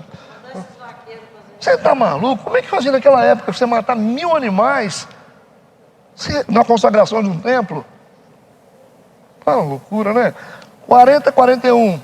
Com o cordeiro, a 10ª parte de flor de farinha misturará com a 4ª parte de um hin de azeite batido, e para a libação, a 4ª parte de um hin de vinho, e o outro cordeiro oferecerás à tarde, e com ele farás como com oferta da manhã, e conforme a sua libação, por cheiro suave, oferta queimada é ao Senhor. A palavra libação vem de oferta de líquido, tá? Quando você oferece para Deus vinho, azeite, água, as ofertas que envolvem Líquidos a gente chama de libação, a Bíblia chama de libação, festa de libação. Versículo 42, esse será o holocausto contínuo por vossas gerações, à porta da tenda da congregação perante o Senhor, onde vos encontrarei para falar contigo ali. A gente percebe que a oferta está ligada a essa conexão com Deus, né? Não no sentido pequeno da palavra, né? de dar dinheiro, mas de oferecer algo para Deus que nos custe. Então, se a gente quer conexão com Deus, a gente vai ter que oferecer para Ele algo que tem custo para nós. O nosso tempo, a nossa vida, certo? E, versículo 43, e ali virei aos filhos de Israel para que, por minha glória, sejam santificados. Versículo 44, santificarei a tenda da congregação e o altar. Também santificarei a Arão e seus filhos para que me administrem o sacerdócio. Então, ali está bem claro todo o procedimento de consagração dos sacerdotes, né? Para servir a obra de Deus. Versículo 45 e 46, habitarei no meio dos filhos de Israel, e lhes serei o seu Deus, e saberão que eu sou o Senhor, seu Deus, que os tenho tirado da terra do Egito, para habitar no meio deles. Eu sou o Senhor, seu Deus. Gente, assim, a gente termina aqui. Eu quero que vocês tenham maturidade para entender o que vocês estão estudando. A gente começou em Gênesis, tranquilo, muita coisa interessante, falando das histórias, dos patriarcas, muita lição de fé para ser aplicada. Quando a gente entra nisso aqui, é igual quando você vai viajar. Você vai viajar, você vai para uma cidade, nem todo lugar que você vai passar é fácil. Tem lugar que é mais difícil, mais apertado, mas você não vai chegar lá, você quer ir para Vitória, nem todo trecho daqui para Vitória é do jeito que você gosta. Principalmente essa via que vai daqui até João Neiva, misericórdia, né? Quando você pega lá 101, melhora. Mas essa aqui cansa muito mais. Então, para vocês estudarem, vocês têm que ter maturidade. Lembrando que a gente está fazendo versículo por versículo. Então a gente chega num ponto do caminho que é muito complexo. É muito complexo e a gente fica tentando tirar alguma coisa para edificação da gente, sabe? Você vai caçando uma agulha num palheiro. Porque eles não estão preocupados aqui. Eles estão preocupados em fazer a narrativa do que aconteceu. Como que era a consagração. Então, a nível sacerdotal, isso é muito importante. É igual quando você entende lá da sua função, você entende da sua. Existe a complexidade no direito, né? Nas leis, que para mim é enjoativo, é cansativo. Mas dentro do campo dela, que é advogada, isso faz parte. Né? Da mesma forma, lá o pão que você faz, se faz com fermento, sem fermento, você bota açúcar. Eu quero saber, eu quero comer esse pão, certo? Entendeu? Então existe uma complexidade envolvida em cada coisa que é feita, que a gente precisa respeitar. Então isso aqui são detalhes sacerdotais. Para os sacerdotes isso aqui é muito importante. E se nós somos uma igreja que somos sacerdotes, a gente tem que saber porque que a gente tem que estudar essas coisas. Nós não vamos tirar aqui um baú de ouro, mas vamos tirar coisas que vão ser muito importantes para a nossa vida. Né? O ofício do sacerdote. E aí você vai falando, oferece isso, coloca sangue lá. Tem coisa que não é para nós. É para aquele tempo específico. As coisas mudaram. Né? Nós estamos no tempo da graça. Nós não vamos ficar matando animal. Porque a gente tem Cristo que morreu por nós. Então, nosso cordeiro já foi sacrificado. Mas entendemos aqui o valor do cordeiro. Por isso que João Batista disse, esse é o cordeiro de Deus que tira o pecado do mundo. Então, para quem entendia disso aqui, olhava para a lei e falava, poxa, esse cordeiro tem valor. Se esse homem que está chegando aqui é o cordeiro de Deus, e a gente olha para a Bíblia, a complexidade do que é esse sacrifício, então ele tem muito valor. Então, Jesus era alguém de muito valor. João Batista estava mostrando para os judeus da época, os sábios que estavam ali, olha, esse é o Cordeiro de Deus, que tira o pecado do mundo. Então a gente está, nesse momento, atravessando nós estamos no meio de uma jornada muito complexa, muito cansativa, exaustiva, onde a gente tira poucos detalhes. Vocês já perceberam? Dá vontade de a gente desistir, não dá não? Você fala, não, quando é que acaba esse capítulo aí? Porque não... Mas Deus jogou a gente nisso. Não jogou? Ele jogou a gente nesse negócio. Nós estamos assim, passando num lugar onde Deus está querendo falar com a gente alguma coisa. Então nós temos que descobrir o que Deus quer falar aqui. Alguma coisa vai ser grande demais para a gente aqui dentro. a vida da nossa igreja nesse momento, Deus quer falar sobre isso. Então o que ele fez? Ele falou de várias coisas. Agora ele pega o tabernáculo dele, que é a parte mais sagrada da Bíblia, certo? Falando sobre sacerdócio, as coisas mais finas da espiritualidade, Arca da Aliança, e joga a gente exatamente nesse ponto. Por que nós estamos estudando isso? O que vai acontecer? Assim, pastor, mas eu não entendi. Gente, o Espírito Santo, ele ensina a gente. Ele vai fazer a gente entender isso aqui. O negócio é expor a Escritura. O entendimento vai vir de forma sobrenatural. É além do que vocês estão vendo aqui. Ah, pastor, mas eu fiquei meio... Calma, deixa o Espírito Santo trabalhar. Cada momento é um momento. Só que a gente está dentro de um ponto que a igreja não gosta de estudar isso aqui. A igreja não gosta. A igreja passa larga dessas coisas. Você perguntar algum texto lá de Levítico, ninguém sabe. A pessoa fala, o que é isso aí? Tem nada. Mas por que tem? Então fala de espiritualidade em alto nível. Por isso que a gente tem que orar, pedir a Deus o entendimento. Nós vamos atravessar? Vamos. Agora, para onde isso aqui vai nos levar? Não sei. Só que às vezes quando eu começo a estudar isso, eu falo, meu Deus, para que tanto trem, gente? É sangue para cá, é sangue para lá, é altar para um lado, é roupa dessa cor. Para que essas coisas? Aí só o Espírito Santo para saber. Ok?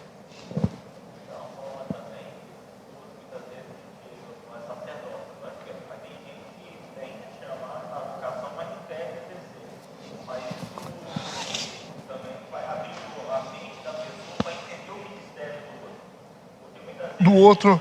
A gente não entendendo o ministério dos nossos irmãos porque nós não estudamos. Isso. Às vezes não há respeito pelo ministério. Então a gente não entende o ministério do próximo. Exato.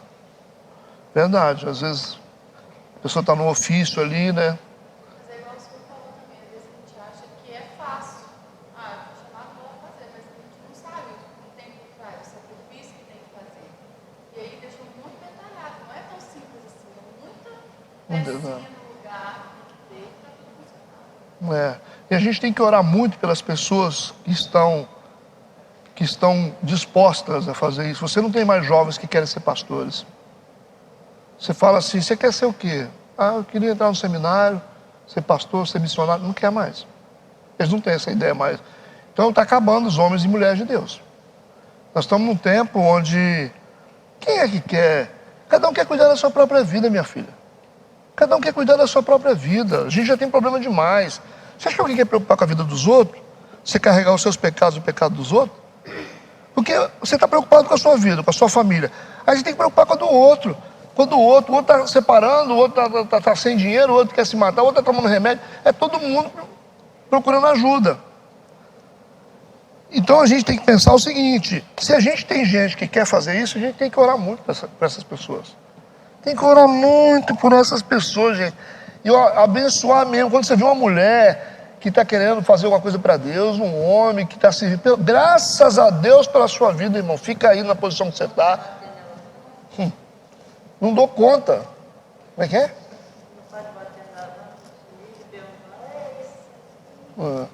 Não, mas eu estou falando é que a gente precisa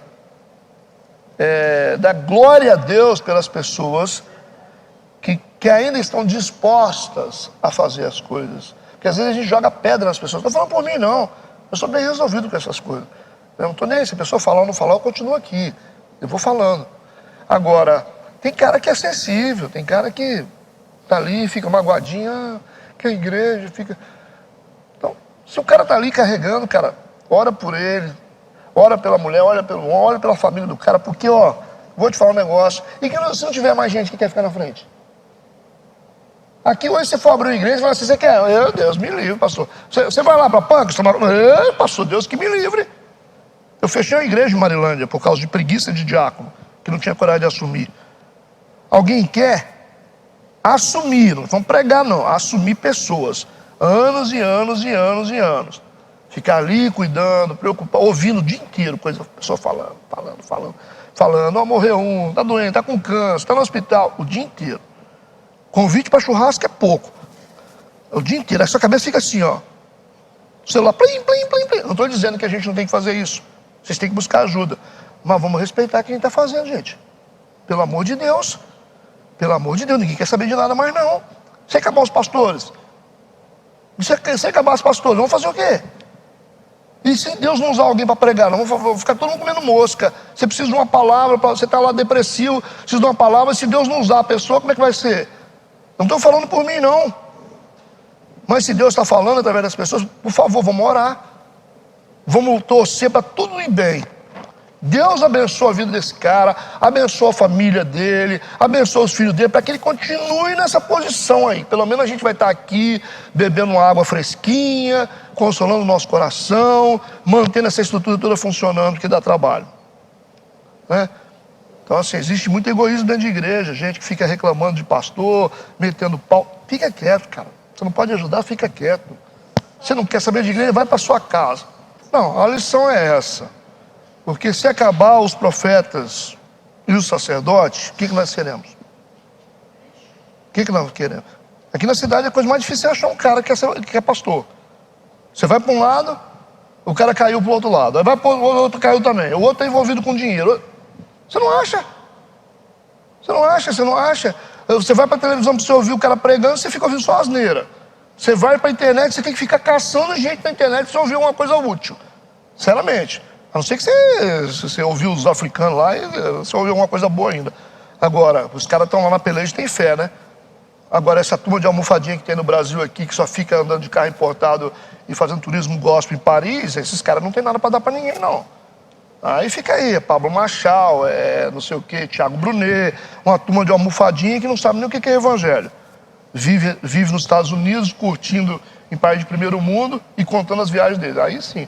Quer ver os caras que estão sofrendo no campo missionário, os homens de Deus, que estão ralando, estão sofrendo, estão pagando preço, família morrendo. Aí ninguém quer ouvir, não. Então, assim, as coisas têm que mudar. E glória a Deus pela igreja ainda. Glória a Deus. Foi o que um ateu falou. O Pondé diz que agora não é mais ateu, acredita em Deus, né? Mas ele falou que o que a igreja faz, a igreja dá significado. Vocês já viram? Dá significado para as pessoas, dá pertencer para as pessoas. Ajuda o cara, ele faz parte de uma comunidade. Se o cara está com fome, a igreja vai ajudar o cara. Se o cara precisa de remédio, a igreja vai ajudar. E o que o cara faz? Entrega o dízimo. Dízimo, ele dá 10% que ele ganha. O que é isso em relação a tudo que nós temos? Quando você está morrendo aí. Agora, minha mulher está lá em casa, lá com o braço quebrado. A Tânia fica lá, limpando a casa para mim. Você está entendendo? Isso é maior do que dinheiro, rapaz. Faz comida para gente lá. Entendeu? Isso eu sei, qualquer mulher dessa igreja faria isso. Entendeu? Porque um monte se ofereceu. Agora, o que é? Você está com uma fase difícil, a pessoa está te ajudando. Está todo mundo do seu lado. Eu não deixo ninguém daquela igreja passar fome, só se eu não souber. Entendeu? Só se eu não souber. Mas se eu souber, eu vou ajudar. Eu já ajudei gente de fora. Então, igreja é muita coisa. É uma vida em comunidade, é pertencimento, é valorização, é amigos que valem mais do que irmão. Vale mais do que irmão. Entendeu? Eu conto com os irmãos da igreja, mas não conto com o irmão meu. Certo? Você tem uma cobertura espiritual, você tem a orientação espiritual, você tem tudo. Entendeu? O que seria uma vida sem igreja? Aí, porque eu entrego 10%. Que 10%, rapaz? Isso é dinheiro, 10%. Isso é dinheiro. Entendeu? E você tem toda uma estrutura de vida ao seu redor. O cara chega aqui, matou, roubou, aí chega aqui, está dentro da comunidade. Vai chegar um cara aqui, homossexual, posso ir? Pode, é uma igreja. Quem é que faz isso? Quem é que faz isso? A igreja só que faz isso. Que aceita todo mundo igual, o cara está pregando aqui. Uns nasceram na igreja, outros nasceram no meio do mato aí, está todo mundo junto, fazendo a mesma coisa. Onde o cara que era ladrão senta do seu lado, o cara matou 10, está sentado do seu lado. Quem é que faz isso? Só a igreja. E fica valente ainda, tá? E rolou todo mundo a vida toda e fica lá como se dono do pedaço. É só a igreja que aguenta essas coisas. As coisas mudam. Só que as pessoas, o que é isso? Isso tem preço? Né? Às vezes eu lembro das coisas, né, Renato? Lembra disso, Mário? Vocês dois? Uma hora dessa vocês tinham que contar esses encontros de casais, tá? Contar. Eu conheci Renato e Marinalva, posso falar, né? Renato e Marinalva, o Renato, olhei o Renato na rua, segurando a Marinalva assim, ó. Marinalva chorando. Eu olhei, eu passei de carro assim, eu falei, essa mulher, conheci de vista. Aí falei com a menina da igreja, falei assim, esse casal. Ele falou, não está bem emocionalmente, tal, não sei o quê. Eu fiquei assim, senti uma coisa no meu coração. Aí uma amiga deles chamou eles para conversar, ela veio lá conversar comigo a primeira vez. Uma depressão você estava, hein? Nossa, mas estava ruim essa mulher, viu? O mundo dela estava no chão. Você estava praticamente separado, né? Na época. Renato já tinha até saído já de casa. E o Sérgio também estava. Pra que eu fiz dela na sua vida, hein? Ela estava na minha. Você também queria separar. Aí, Na verdade, eu estava quase separada. Eu estava na casa da minha mãe. sim. Esses dois aqui, aí esse cara, aí conversei com ela, depois consegui conversar com ele. Aí fui para dentro da casa deles. Você lembra, né, Renata, a vida de você como é que estava? Fiquei 2 meses discipulando os dois, pessoalmente. Com 2 meses o Renato se converteu mais Marinalva. E aceitaram Jesus, largou o catolicismo, largou tudo. Ele era ministro de Eucaristia. Largou tudo. Aí, quer dizer, foi ajustando as coisas. Lembra do caos que era? Cada coisa foi acontecendo. O que eles têm hoje? Hoje eles têm uma empresa deles. Está sentado aí. Deus recuperou a dignidade deles. Isso tem preço? Isso tem preço? Só sabe o que é igreja quem vive ela. Isso não tem preço não, filha. E eu lembro também que todo.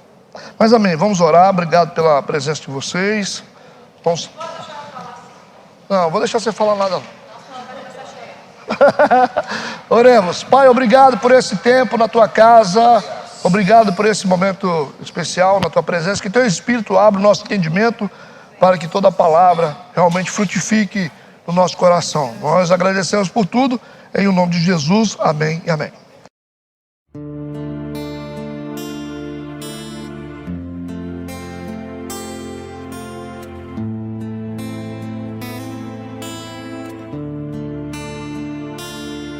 Shema Israel Adonai Eloheinu Adonai Echad. Shema Israel Adonai Eloheinu Adonai Echad. Escuta, Israel, o Senhor é nosso Deus.